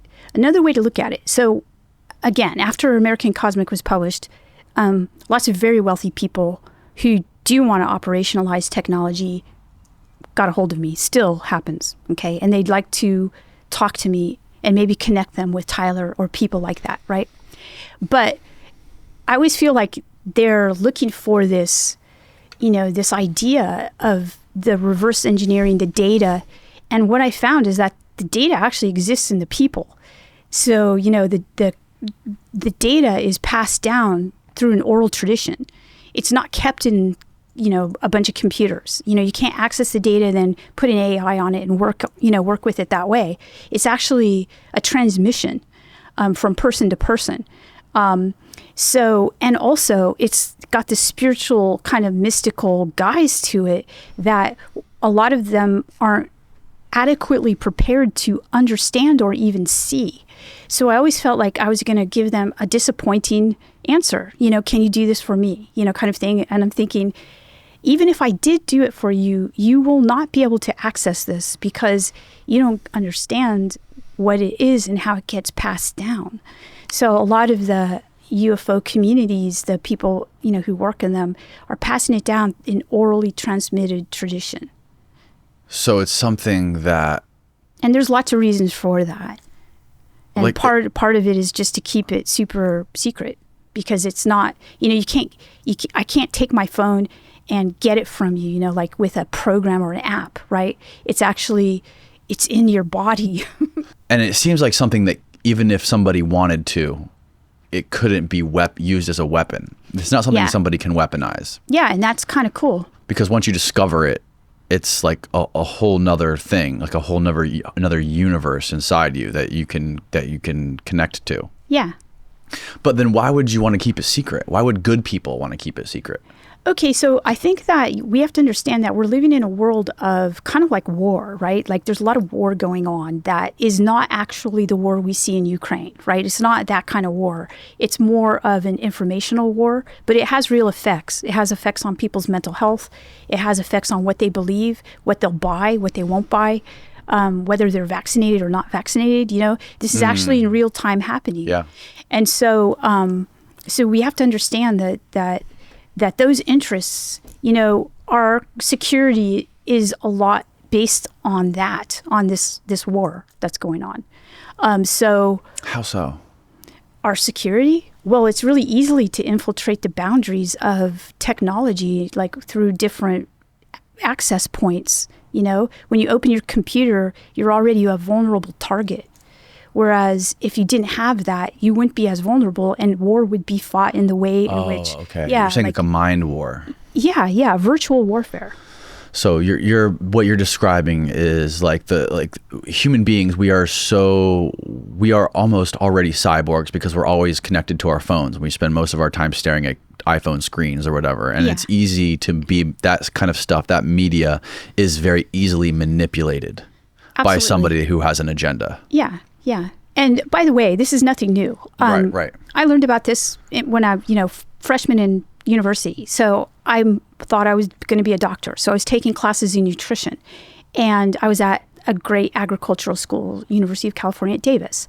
And all my nutrition classes, I thought I was going to learn about how to make people healthy and, things like that. But I didn't, actually. I learned about how we can make square tomatoes through genetic engineering that sell. Oh, wow. And they didn't have any nutritional content, and how Edward Bernays, shifted the 4 food groups and things like that. I mean, my mind was like, whoa, okay, so this is what it's about.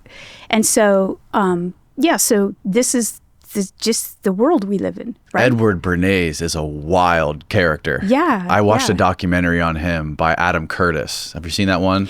Yes. Where I guess he's the guy who brought consumerism to the United States, right? Like he's the one who developed it and like brought the subconscious mind into marketing. Yes, yes. One of my favorite parts about that documentary is how he consulted with, I think it was either an agency or it was with the company itself. I think it was Betty Crocker.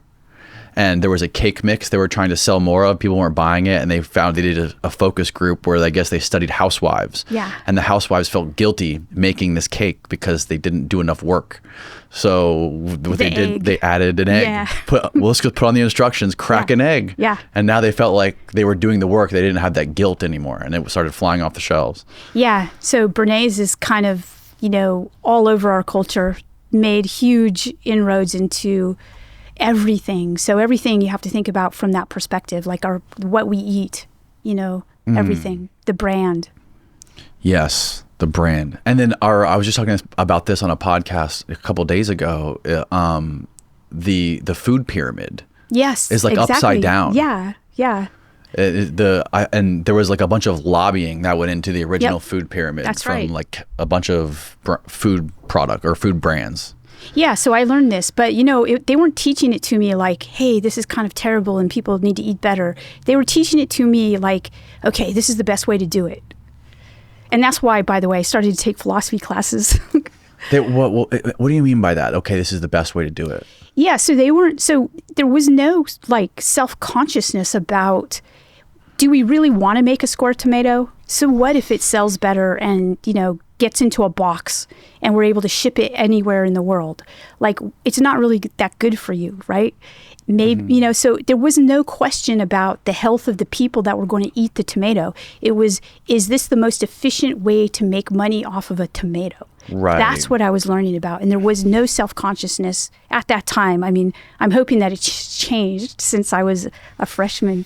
Right. There's this great quote in this show called Westworld. I don't know if you're familiar with the Westworld on HBO, but it's Anthony Hopkins. He's talking to one of the robots that he made, and he's talking about human consciousness is like peacock feathers. And he goes, look at some of the greatest pieces, the greatest creations that humans have ever made. He said, look at the Eiffel Tower, look at Mozart, look at Rembrandt. All of it is just an elaborate mating call, peacock feathers. And that really made me think, like, even going to people like Elon Musk, right? Like, who talks about this grandiose idea of, I want to make our species interplanetary. I want to send, do all these great things, eliminate carbon emissions and all this stuff. It's a terrific story, but I always question, like, is it really all just about becoming richer and making billions of dollars? Is it making more and more money? Like, I always question, like, these crazy billionaires. Like, if I was Elon Musk or if I was Jeff Bezos, like, what is the motivation really? Like, when you really drill down deep into the core. And I always wonder if it's just a big elaborate display of peacock feathers. I would suggest no. I have, of course, thought about this, but a lot of it, yes, is, but a lot of the great things are just done because of pure love and enjoyment. A lot of think of the quote unquote stereotypical cliche starving artists. Well, a lot of artists were doing their work and they were starving, but they were doing it anyway because that's where they felt most alive. Absolutely, philosophers are, the philosophical work. This is not a mating call. Right. Like, they're basically like doing this to survive, to live. A lot of them were on the edge of suicide because they saw the cave and they were like, is this it? I don't want to do this. I don't want to play that game. I don't want to play the game of the big peacock feather. I'm not going to do that. I'm not going to engage. And Turing is a great example of that. Yeah. A lot of people throughout history. You're right. Yeah. So no. So I can tell you, no, it's not all about the big P. It's just the ones that we know about because they're so, just like Plato says, they're so out there and we see them and they're so in our faces. And, and Socrates said this in Phaedrus, in this book, Phaedrus, that Plato wrote. He said, once writing happens, he was criticizing the technology of writing. He said, once writing happens, people aren't going to know stuff and it's going to be really horrible to be around them because they're going to be completely all about, I'm paraphrasing, all about themselves. And they're going to be insufferable company. instead of actually people that you want to talk to because they know some stuff and, you know, you have a good conversation with them. They're going to be all about their ego, basically, is what he was saying. So he was connecting writing to ego? Yes. Yeah. So like saying that is it the idea that people could basically read a lot of books and gain knowledge through reading about it, but not actually having it. Yeah. And it's really interesting too. I happen to think this is really an interesting point. I do too. I think about this all the time, actually. Oh, really? Yeah, I do. The knowledge by, there's actually a term I read recently where it's knowledge, I read about it.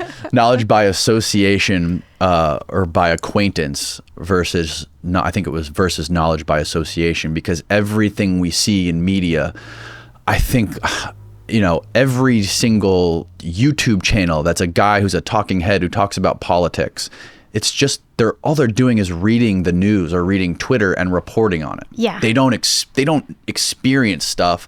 They read stuff. Yeah. Or they listen to stuff and then they report it back. Yeah. It's even on like the news, like the television news, those people aren't experiencing much. Maybe there's situations where guys like go overseas into a war zone and like experience being in the middle of a firefight and have bullets flying everywhere and like meet people. There's definitely that. But I think most of it on TV is, especially when it comes to like the talking heads, all of it is what you're talking about. Yeah. Secondary knowledge. Yeah, they don't. So Socrates identified this as actually, when I look back at this and I reread him, I see it as a turning point in the Western culture, in the sense that he actually referenced knowledge that people would get from their actual environment. It almost sounds like, I can't prove this, but it almost sounds like he's talking about a download experience within the context of the environment where, you know, you have indigenous cultures where people have so much knowledge about their environment, right? They can hear things like if you and I went out into the forest, like the rainforest, like in Brazil or something like that, and they would be able to hear the different sounds in the forest and know exactly what was going to happen, like either rain coming or, you know, whether a dangerous animal is going to be there or, you know, what the state of the forest. You and I wouldn't hear that at all. We would go in there and we just hear like what we would consider to be forest noises. We would be able to, so we don't have any intimate experience of our environments, right? And so, so Socrates was actually telling Plato about this and talking about how there was once when people learned from the trees and they had this knowledge, but Socrates made a joke and he said, but you guys, you're so young and knowledgeable, you wouldn't know about this. So he's basically decrying this loss of this intimate knowledge, and that technology was actually going to foster it even worse. And it was going to create a type of person that was egotistical and think they know everything, and they were going to be horrible to be around. And I thought that was really funny. But I agree with you. I see that. I even see that in my own field, like people talking about a topic. Like in my field, there's a push to publish. We have to publish a lot. And I just can't do that. I have to actually I have to do field research. I have to go out to communities of people who are doing this kind of thing in order to get information. Like how else are you going to get that information other than being around them? But a lot of people don't do that. They actually just read a bunch of books about it and they go on Twitter or wherever and they get that information and then they write a book like every 2 years. And I just can't understand how first they could think that that's responsible, but, you know, put it out there for people to read, because you don't actually know about what these people think or what they're doing. That's why the data that's happening in the UFO community, you know, are you actually talking to these people and listening to what they say? So, yeah, so there's this whole, you know, difference in knowledge. Yeah, and some of the people that sort of like take the ball and run with it are sometimes very charismatic or very economically minded, or know how to make money and know how to capitalize on certain things, and sort of run with it. And some of the people that are actually like experiencing the stuff or doing like the real work and the real research, sometimes they may not have the skill in communicating it, but the people who have the knowledge maybe have a better way of connecting with people and communicating a message, you know. So sometimes I guess it can work hand in hand. Yeah, like a lot of the people that I found that interface with this phenomena, they don't have big platforms. And even if they did, I don't think a lot of people would be able to understand what they're saying because they're so, really, a lot of them are so intelligent and out there, and they're talking sometimes in mathematical terms. Who's going to get that? Who's going to understand it in popular culture? Right. All right. Let's talk about Jacques Vallée. So there's a chapter in your book where you mention, what I think was one of the most fascinating parts that stuck out to me the most was you go to his apartment in Northern California. Mm-hmm. Can you describe what happened there? Yeah. So I know Jacques, and we've, worked together and are colleagues basically for a long time. And this one time I went to his apartment and we were going to talk about the topic of the research that we were, his research, my research. Mm-hmm. And so he has a beautiful apartment and has an amazing view of San Francisco. And so we were in his apartment and he showed me his library, which is really amazing. And he had a lot of, historical things from the history of ufology in the United States and things from, European Catholic history, like, looked like extant, copies of books about angels and things like that. So it was amazing, and things that belonged to Allen Hynek and things like that. And Allen Hynek was the guy who started Project Blue Book. Yeah, he was one of the people in the head of Project Blue Book, like the main scientist. And Jacques worked with him? Yeah, Jacques worked with Allen Hynek. Yeah.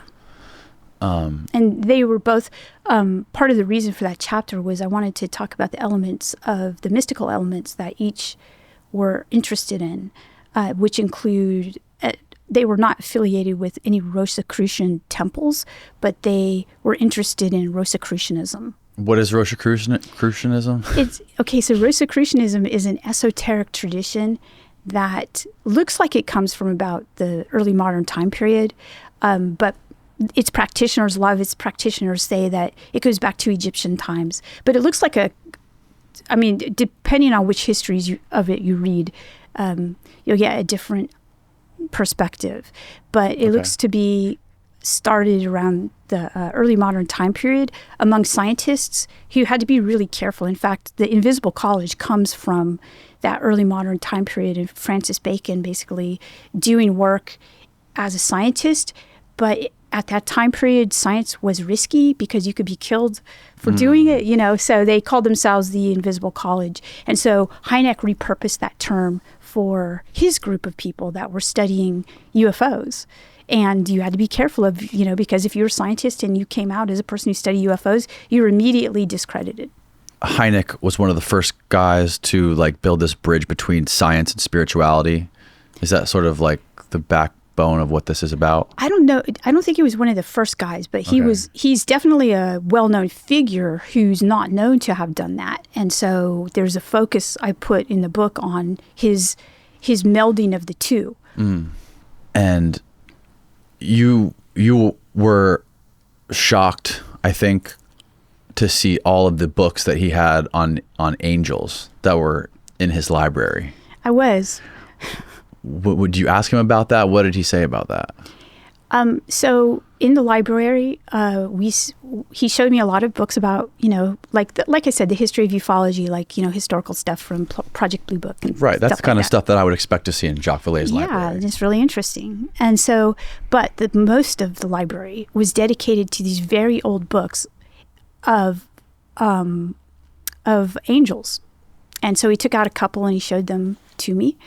And he had a whole row of angels and a whole row of fallen angels type thing. And he made some jokes about it, well, if you have one, you have to have the other kind of thing. And I guess the emphasis, I know that he has a huge historical knowledge obviously with Passport to Magonia. I mean, that's a book about the whole history of, kind of the Western history. It almost reads like a religious studies book about the phenomena in history. And so, of course, I knew that he did have this knowledge. I just didn't know to the extent to which he studied it.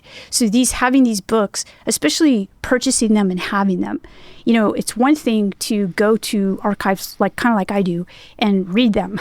Mm-hmm. But to get them and to acquire them, to keep them in your own home, these are old books that require a certain, they could disintegrate. The papers can disintegrate. So you have to have a climate-controlled environment. They're kind of difficult to keep. So he had a huge library of these books. So yes, so it just reconfirmed for me that the focus of that chapter should be on the spiritual elements in the history and his focus on this esoteric tradition, as well as Hynek's focus on this esoteric tradition. It reconfirmed for me that was appropriate. And he gave you a book at the end of your meeting with him that day. What was this book? Okay, so book on the devil, right? Well, it was a history of Satan. Okay. And it was done by these Carmelite nuns. And so he gave me the book and he said, you should try to acquire this book. It's really good. And I looked at it, and then the paging on it was really interesting. It was the last page was 666. So he laughed and said they had a sense of humor, And so, yeah, that was, at the time I was really shocked by that. And thought it was, what? So it took me a while to actually talk to him about it, because I thought, how do you ask somebody about this, right? So I did ask him, and he said that, he's right. So the way we see, he was basically suggesting it because of the ways in which, how the ways in which the UFO are made to look kind of a certain way, but when you look into it, they look different. And the same way with religious traditions, like Teresa of Avila's experience with the little angel. If you look at pictures and paintings from that, and the statue of that, it looks very different than the primary source material. Okay, like the description that she actually gave when she wrote it. Yeah, it looks completely different than what you call it, telephone game. Right? Yeah, so there's telephone game in texts too, right? Okay. And in representations of spiritual experiences. So basically he was saying that if you look at the history of this person, not person, with this being, that it's going to look completely different. And the people that did the best biography are these Carmelite nuns who had access to all of the primary source material. Did you read the book? So I did look for the book, and I didn't do a hard search for it because I was so busy. Right. I haven't been able to, but I do want to acquire the book, absolutely. So no, I have not read it.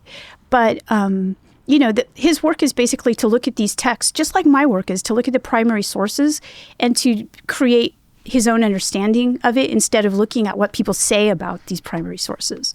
So that's the work he was trying to do with that book and why he gave it to me. I think he also gave it to me because I'm not sure. He's funny. He's got a good sense of humor. He may have been trying to kind of shock me. I don't know. But it was pretty funny at the time.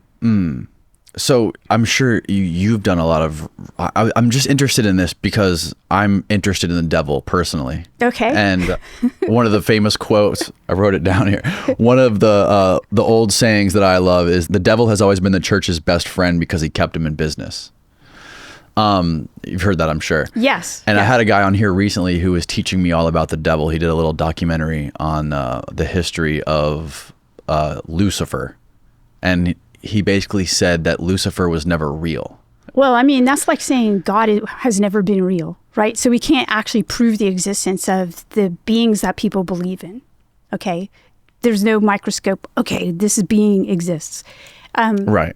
Which is kind of an interesting critique of religion, because there's a lot of things we can't actually prove the existence of. Like when we tried to prove the existence of atoms, they kind of go around. Electrons move in different directions. And, so scientists even have a hard time proving what they believe to be like real kinds of things. Okay. Mm-hmm. So, all right. So as a person who studies religion, when you start to look at the ways in which either Satan, and there is a named Satan in the Bible, which is the Hebrew Bible, Christian Old Testament, and New Testament, right? So, and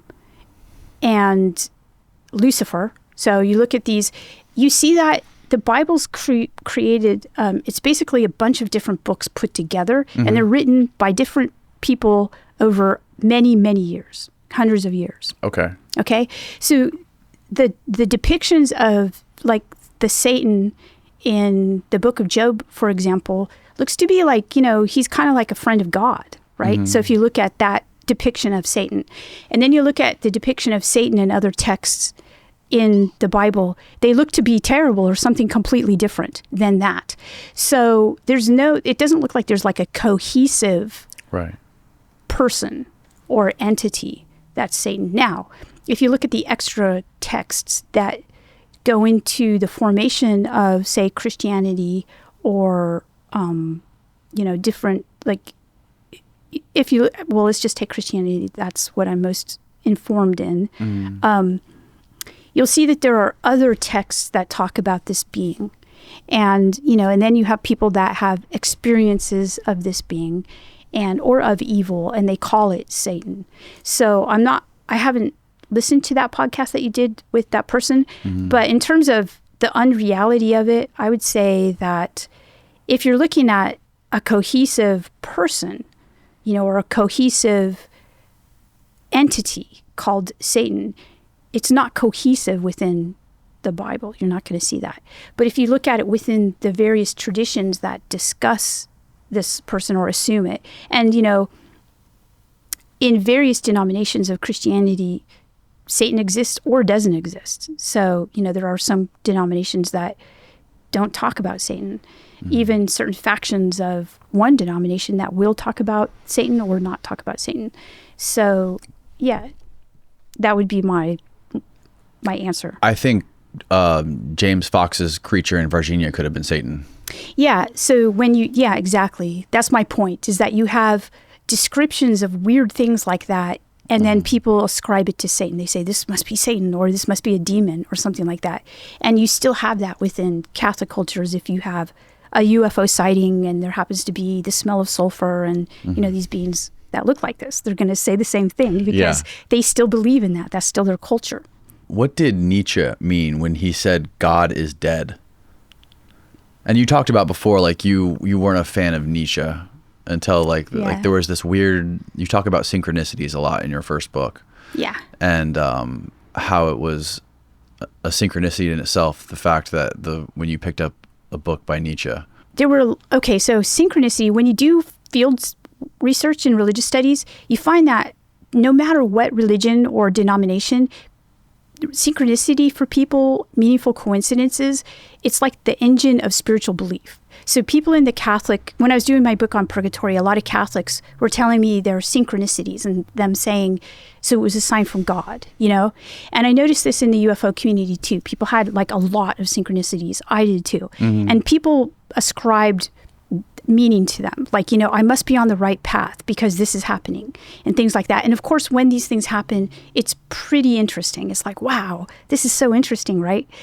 And I've had those experiences and have them all the time. And of course, I step back though, and I don't want to ascribe any kind of overarching theory or meaning to them because they could just be by chance, right? And so Nietzsche, and so I've been thinking about this for a very long time. And it wasn't the first time I picked up a book by Nietzsche because a lot of my friends wanted me to like Nietzsche. And they gave me books and they'd say, read this, you're going to love Nietzsche. And I would start to read him and I hated his philosophy. I was like, this guy's What terrible. About his philosophy did you hate? He seemed really arrogant and he was very sexist and racist. And I really didn't want to fill my head with that kind of philosophy.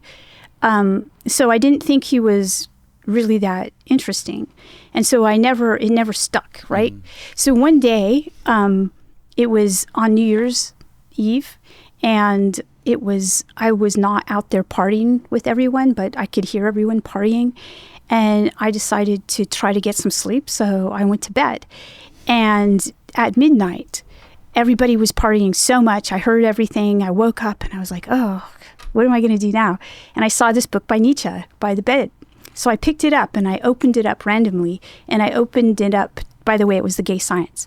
And I opened it up to, I think it was Aphorism 273, but it was a book 2, which was Saint January, Sanctus Januarius. It was about the saint. And I was like, okay, it's like the January.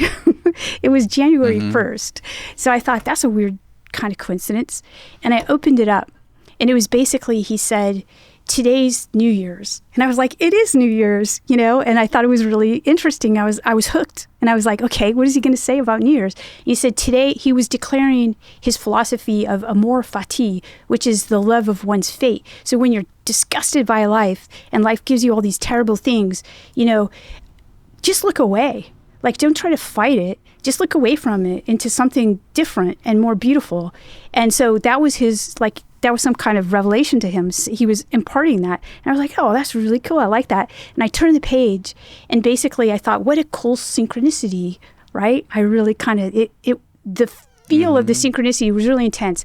The next aphorism, the very next page, was basically an argument against ascribing meaning to synchronicities. It was beautiful. It was one of the most beautiful things I've ever read. I was like, okay, like I was just about to ascribe significance to this synchronicity. And now I feel like he's telling me not to, like he literally is telling me this. And so I put the book, I put it down and I was like, that was weird. And then I picked it up again and I've been hooked on Nietzsche ever since. It was really, really interesting. And it also made me really think about synchronicities, like what's going on with these things. And so I'm generally inclined to agree with him that, you know, he was really poetic in the way he said, don't, you know, when it seems like everything has this personal meaning for you, when something, even a terrible thing happens, but it happens for the very best, don't think that it's any kind of God that's leading you on your way. It's the most beautiful, it's the epitome of being alive when you recognize this as the beauty of chance. And I was like, wow, okay, I'm hooked on that interpretation of synchronicities. And so I try to, when synchronicities happen a lot, and they do, I think it's just something that is actually, just like Plato's cave is structural for Western society, I think that it's structural for being human. Like people from indigenous cultures also talk about this as well. And they say that rational science doesn't actually understand that when you're really in tune with your environment, like these things they just happen and they're part of being human. And it's part of what makes being human fun and interesting. But, you know, scientists are doing this too. Scientists are having some pretty intense synchronicities. And they feel like, you know, oh, this is it. You know, this is going to help me with this technology or this equation or something like that. So I think it might have to do with learning or being open to being taught by your environment, life, you know, something like that. I mean, to tell you the truth, I'm still trying to figure it out. Yeah. Do you think that this whole thing that's going on right now with technology and like ChatGPT and UFOs, do you think that this is becoming like a new religion for Western society? No, I don't think it's becoming a new religion. I think that people are,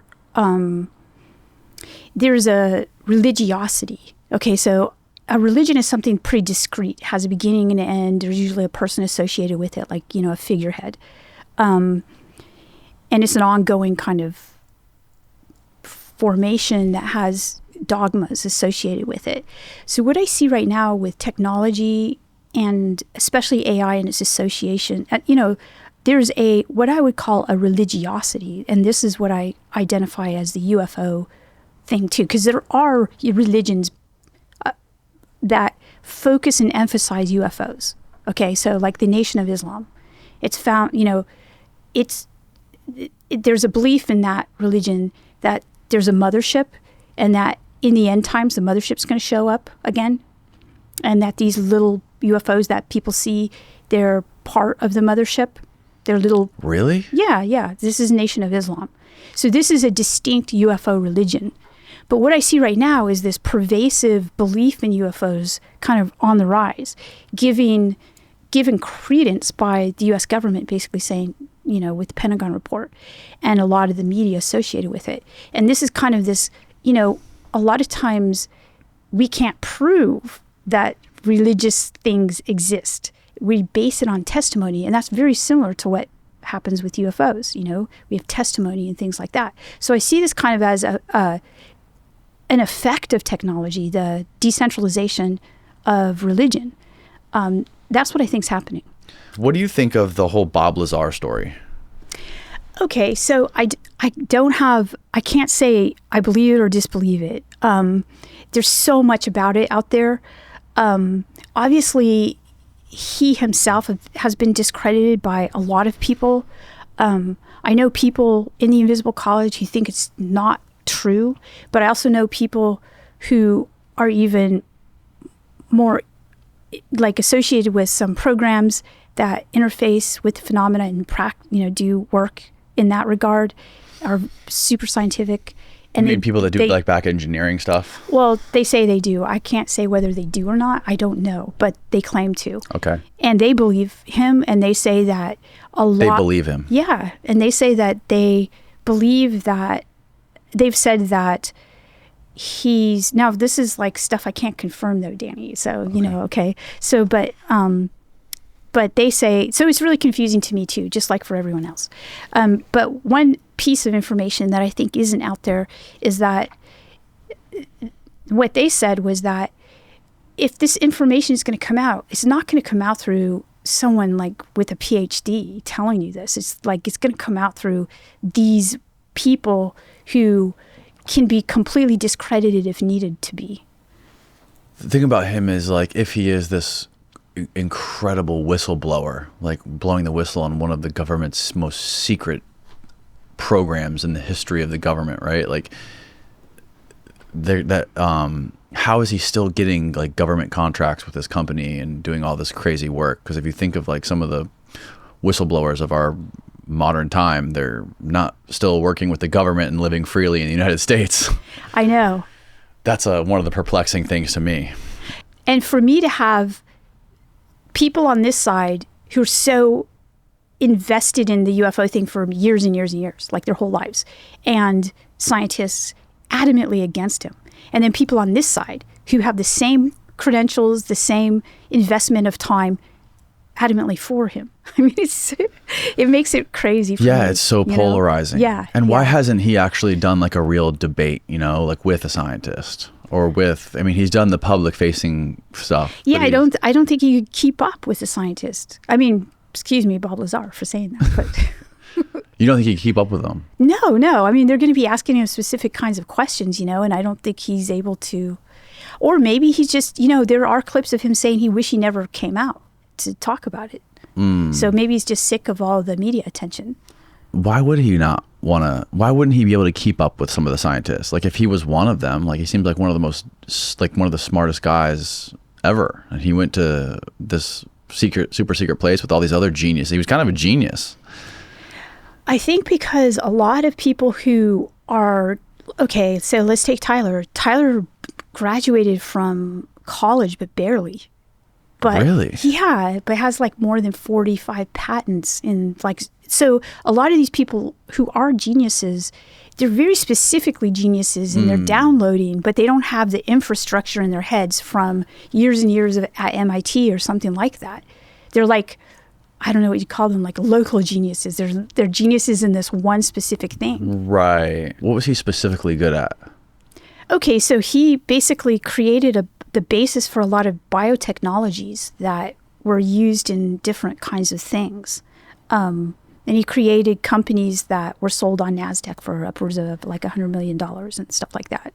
And this was all done privately without being involved in any, were these big government contracts or were these just? No, he created these things. He created the patents for them, and some of them he worked with. He flew his first big thing that he created that was a biotechnology was an experiment that he flew on one of the space shuttles because it had to be done in like zero gravity environment in space, and it was successful. But that was actually taken from him by the government, and so he was mad about that. So he quit the space program for a while, and he went privately and did a lot of this stuff on his own.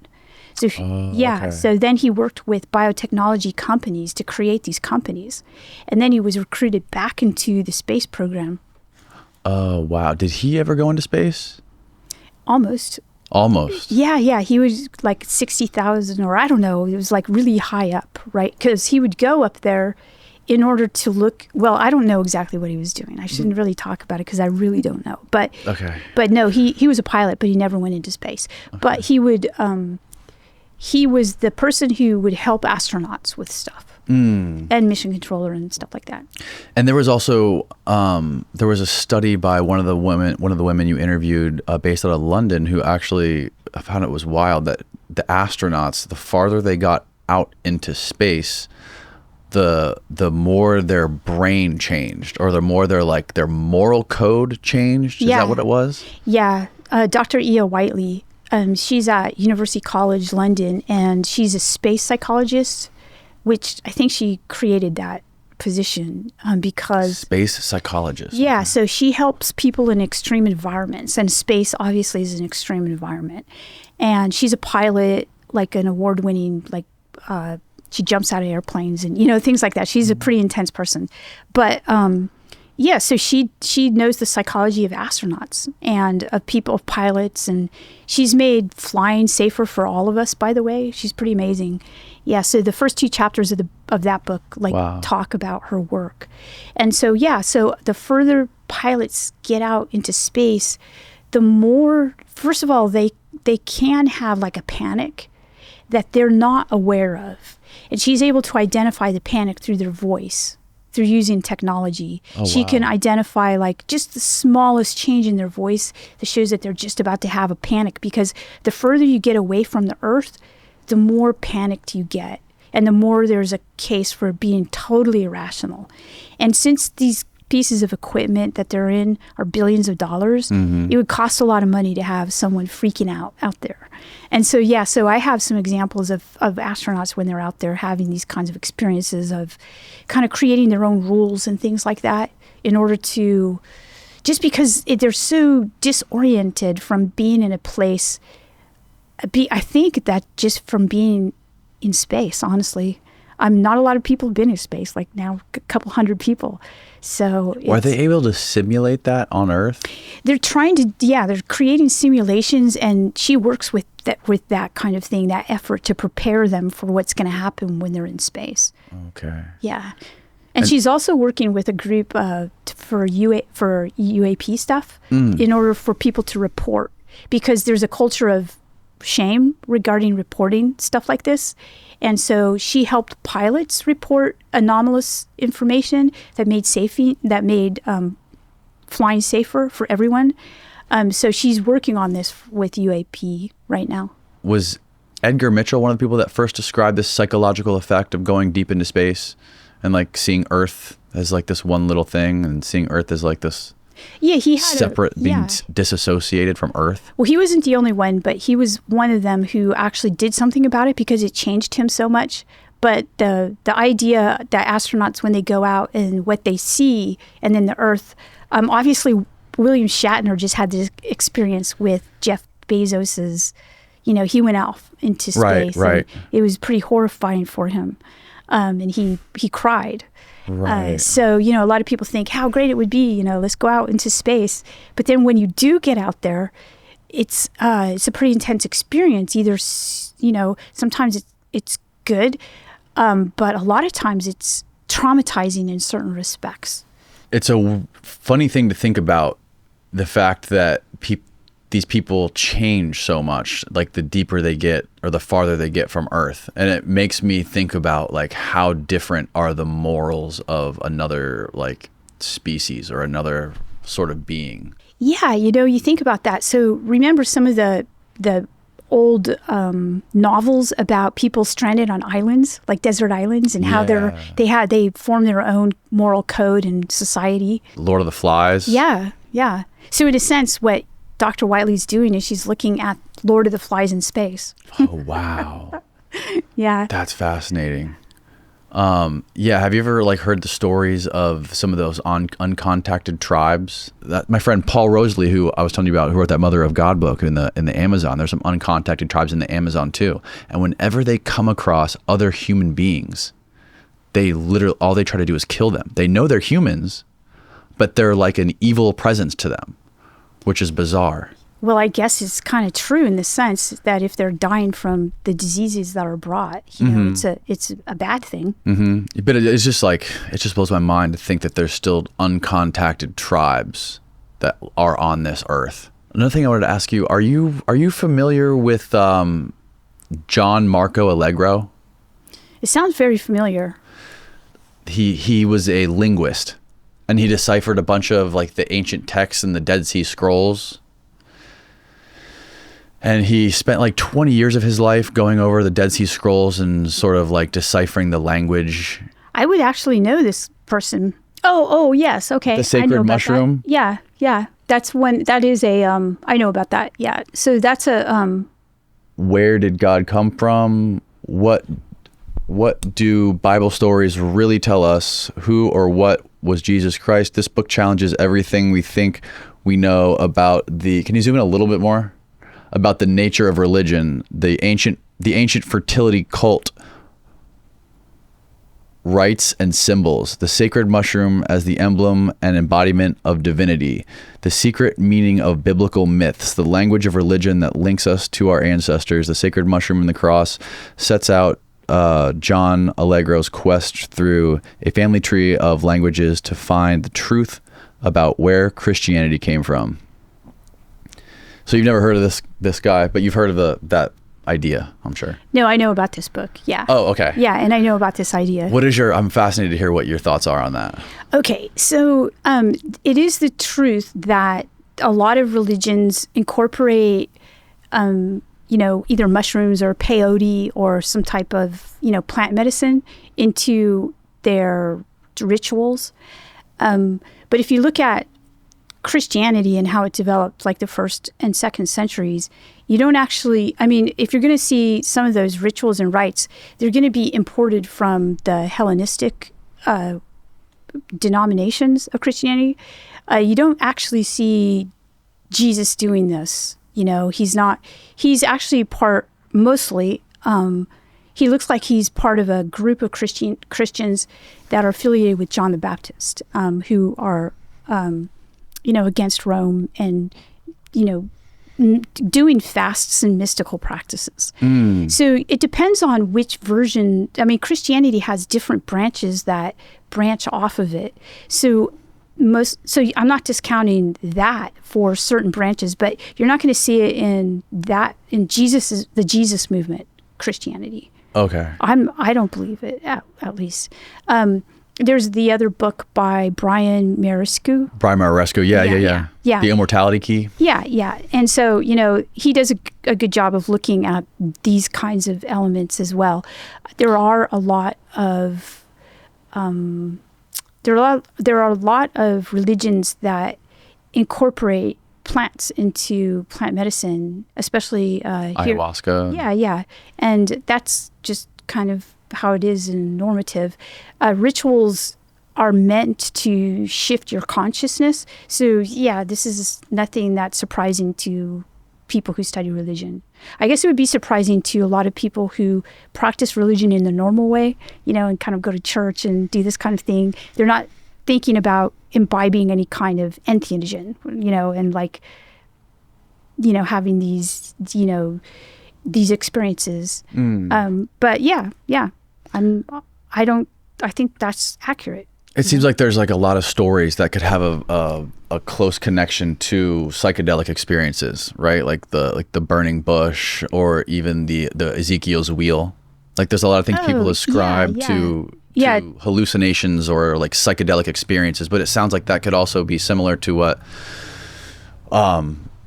you're talking about with Tyler and this spiritual network. I think so. So with Ezekiel's wheel, that's called the Merkaba tradition. It's a whole historical, mystical lineage that goes to ancient Judaism and goes through, some would say, even Christianity.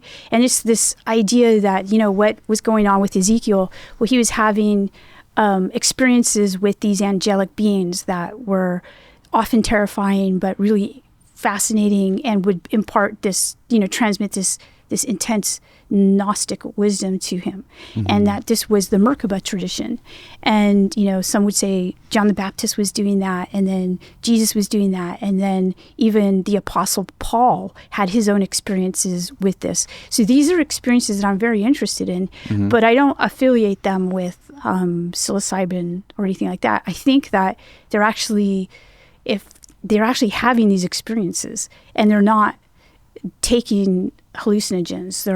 They're interacting with whatever it is that Teresa of Avila interacted with, or And Teresa of Avila, I'm jumping around a little bit right now, but it's all connected. Teresa talks about like bilocation, or there's a connection with her and New Mexico. Okay, that's a Spanish nun also. That's someone different. Yeah, in the next century. And she's having, so you'll know about her actually in the southern United States. If you go there are actually churches dedicated to her, because there's the belief that she was bilocating to the New World, near New Mexico and, in the Southwest. And she's called the Lady in Blue. So if you Google the Lady in Blue, you'll get all kinds of stuff about her. And so she was basically believed that she was catechizing, which was basically teaching the gospel to indigenous Americans in the Southwest. And when some of the Spanish missionaries and people who were basically coming to colonize this part of the what was then for Spain the New World, but for indigenous people it was their place. It was where they lived. When they would come, some of the missionaries were bringing Spanish Catholicism, and the native people knew it already. And they said, "How did you learn about this?" And they said, "Through this Lady in Blue." Wow. Yeah, and so. And then when those same missionaries went back to Spain, they heard about her. And so they asked if they could meet her. And she was a cloistered nun. And she described her experiences of coming here. And she described the foliage and the people that she met and that type of thing. So what was going on? How is that possible? Well, yeah. So, okay. So there's a lot of there's a lot written about it. And I don't know. But I do know that she wrote, one of her first books was a cosmology. And there's some people, you can reduce this to just fake, right? Yeah. That just didn't happen the way they said it happened. But I've talked to people who are indigenous Americans who live in that area and believe absolutely in her. So it's a thriving belief. I'm not going to discount it. Right. And, going back to these crazy experiences that some people ascribe to, like hallucinations or psychedelics, like ayahuasca or psilocybin, it seems like it's a blurry line between what is that, like dancing elves or whatever it may be, and what is an actual UFO, like what we're seeing today. Oh, yeah. So what I think about that, actually, I think that most likely, Pete, they're going to a real place, that there's this real place, and it's perhaps, I'm not going to prove this, it's interdimensional. It's another dimension. And so people who are taking these drugs in order to access this place, they're going to that place. And people who are doing the protocols are going there too. They're just doing it in a different way. Do you think it's the same place? I kind of think that. Really? Yeah. What makes you think it's the same place? This is totally non-professor talk. This is That's fine. This is what I think. Okay, right. So yeah, I've met too many people that have reported similar things, and almost identical things. Really? Yeah. I mean, it's just after time, you're like, okay, well. And then there are the people that are doing the DMT experiments, Yes. you know? Yeah, so I think, you know, I don't know. I mean, I think that it's really interesting, but... They report like little elves, or like they report geometrical patterns and shapes, and a lot of them, they take this stuff and they experience the same exact thing. Yeah, that's right. I was able to... I don't know if you know who Alex Gray is. Yeah, okay. So I was at a really small conference with he and his wife, Allison, and they were explaining what their process of, you know, doing their art. And they would, they would take ayahuasca and wouldn't talk to each other, but they would have the exact same vision and then would paint it. And really? Yeah. So that was when I first started to really consider, wow, what's going on here? You know? So is there a way that these things can come in our reality? And do you think there's comparing these DMT experiences and the stuff that Alex Gray and his wife were experiencing and painting, do you see any like telltale signs that connect this to some of this biblical stuff? Okay, the biblical stuff. So listen, the biblical stuff is filled with people who are having kinds of experiences that are incredible, right? So, you know, you have people, you know, and they're interpreting it through a religious lens because that was the framework that they had. What I see today is when people are talking about these experiences, what makes me kind of pay attention a lot is that Tchaikovsky talked about this, like Konstantin Tchaikovsky. He's the father of the Russian space program. And he was basically calling out the artists and calling out the poets and the mathematicians and saying, we're the ones who can access this information and bring it down and create things in our reality. So he was saying that the human being is the bridge between that reality and this reality. And that's what I found really interesting. And it also gets me back, by the way, once I did publish the book, I had so much correspondence from mathematicians and artists. Like they really resonated with Tyler in that downloading process. And I thought that these communities were completely different, but I now see them as very similar. So the artists believe that they're accessing some kind of place, right? And then mathematicians also, not all of them, by the way, there's some that believe that they're imagining these places, but a good portion of them are what are called idealists, and they believe in the space of where these forms exist, like Platonic forms, and it's like another dimension. And that once they access that, they can bring that information back to our reality. So that goes back to the protocol. So what is it that humans are doing? You know, what if we are these bridges and, you know, part of our job is to keep our ability to maintain and cultivate this ability to be this bridge, to create things. Right. And so we can go to that reality. We can go escape this space-time reality and go to that dimension by doing these protocols or by taking these compounds, compounds that come from Earth. And then it appears that these things can also transcend into our dimension, and that's possibly what we're seeing. I think so, yeah. I think so. With the space program, it looks like that's what was going on. But they weren't taking hallucinogens. They were actually just accessing They were doing it naturally. Yeah. And you know, as always, I think people need to understand that they should, if they do stuff like that, they need to do it responsibly. You know, because think about the churches that do it, like the Native American church, you know, the use of peyote. It's done in a sacramental way, in a way that they believe is the benefit of their tribe or their culture, and it's not done for recreation or, you know. So I think intention is really important. If the intention behind it is to, you know, for the best good for all, I think it'd be great. I think that not everybody, but, you know, even just a small percentage of people, like 10%, say. Okay. Doesn't have to be everybody. Do that. Yeah. Because I think that the effect would, and we're not talking about just taking hallucinogens and things like that. We're talking about, you know, spirituality. Spirituality. Yeah. I think it's a neglected part of humans right now. Is there any possibility that these things could be us from the future? Okay, so the UFO phenomena is like us from the future. Yeah. I mean, okay, if you're going to give, let's see, could it be us from the future?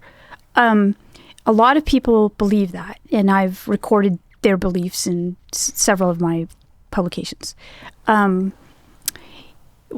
My belief, so my belief changes all the time. Right. So I never actually say what my belief is because it changes too much. Right. Right. And I'll always talk to another really brilliant person who's like, then changes my mind. And I'm like, oh yeah, I believe that. But I definitely have had my mind changed about time and us from the future. So my ideas of time, being there's no, because a lot of the people that I'm talking with now, they don't even have ideas that time, there's this linear progression, and they don't even speak that way, like the future and the past. They're now, their language is different. So that's changed the way I think about time. So maybe, I can't say yes or no to that. Is it us for the future? I don't know. I mean, if it is, why are they doing this? Like, why are they hurting us? Because some of them do. So, some people have burns and stuff, so they shouldn't be doing that. And that's part of what Gary's studying also, right? Yeah. Like the Havana syndrome style burns and brain damage. Yeah, I wouldn't think that would be us from the future. That's another thing that boggles my mind about the whole phenomenon, because like before I was introduced to you, to your work, I was like really deep into the idea that going back to Rua, Zimbabwe, and the proliferation and sightings of UFOs over nuclear bases during the Cold War, like there's a great map diagram that was done on James Fox's Phenomenon documentary that showed all the nuclear tests around the world in correlation with all the UFO sightings around the world, and how they correspond so like perfectly.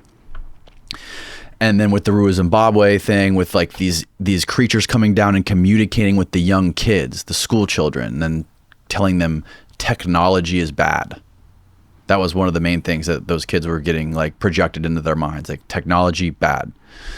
That like these things were trying to protect us or protect our planet. So I was like I had this idea and this feeling that this is all good. But after looking into your research, it seems that they're not all good. There's some that are good and there's some that are evil, right? Like, or is these people that are getting damaged, or are they getting hurt on accident? Yeah, I think Gary's of the opinion that they're getting hurt on accident. He could have changed his opinion since I last talked to him about that, but he thinks that it's like collateral damage, maybe. Right. However, as many good experiences that I've heard, and I've now heard many, like thousands, I've heard as many bad experiences. So I would have to suggest then that perhaps there's several different kinds of things that we're talking about, because the research that we've been doing, there's a lot of it that's not public, and so we can't bring a lot of researchers to the table to talk about it openly, it seems, at this point still. Right. So we're just beginning to understand it, and it looks like different kinds of things. Different kinds of things, different kinds of beings. I would have to suggest that. Yeah, that makes the most sense. Yeah.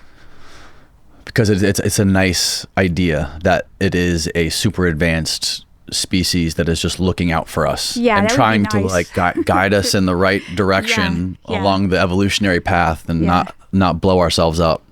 There's also the connection with people like Tyler, how they're able to access this thing, and children. Like the biggest cases throughout history are just like Rua, Zimbabwe, the Westall School. There's so many depictions of these things or recordings of these things coming to schools and interacting with kids. What do you make of that connection? Yeah, you see, okay, so you do see this connection also within Catholic scholarship with like the Virgin Mary kind of appearing to children as well. So, I don't know what I think about it. I think that especially when the kids, I think the best examples of the phenomena are the school examples, because the kids grow up and they maintain their story, and they're not going back on it, and they believe it still, and they still have the same message. And that's quite amazing, because you have corroborating evidence, with Westall, with the Zimbabwe case, and I think it's super compelling. What is Iya is her name? Yeah, Dr. Whiteley. Dr. Yeah. Dr. Whiteley. Yeah. What is she doing as far as in regards to like babies and like teaching them to connect to this network and like raising children in a different way? You said there's some protocols that she's doing with young children. Yeah, she's developed a program for infants, basically, because it's at that point that they're developing, their neurons are connecting in order to create an infrastructure in their brains to identify different languages. And she has identified a language. She calls it an earth language. And she uses technology to take the language and to make it into graphemes. And then she's created a book. But I didn't know this, but babies don't see in color. They see in black and white. And so the book is in black and white. And she did it because of her own kids. She wanted to share with them the beauty of the universe. And she said that all the baby books were horrible. Yeah. So it was out of necessity that she did this. So she's created this. It's an immersive experience for these babies. So they'll develop the ability to identify this earth language, and it's nation independent. So it's not English, it's not French, Oh, wow. Yeah. So she's doing this, and it's really successful. That's interesting. Is this something you can buy, this book? Or is this something that's like... Oh, really? Yeah, it's on Amazon. I think you can put earth language in and it'll come up. And she's working with parents and babies, and she's doing this. That's really interesting. Yeah, because it's close to what Michio Kaku talks about with when he talks to type 1, type 2, type 3 civilizations.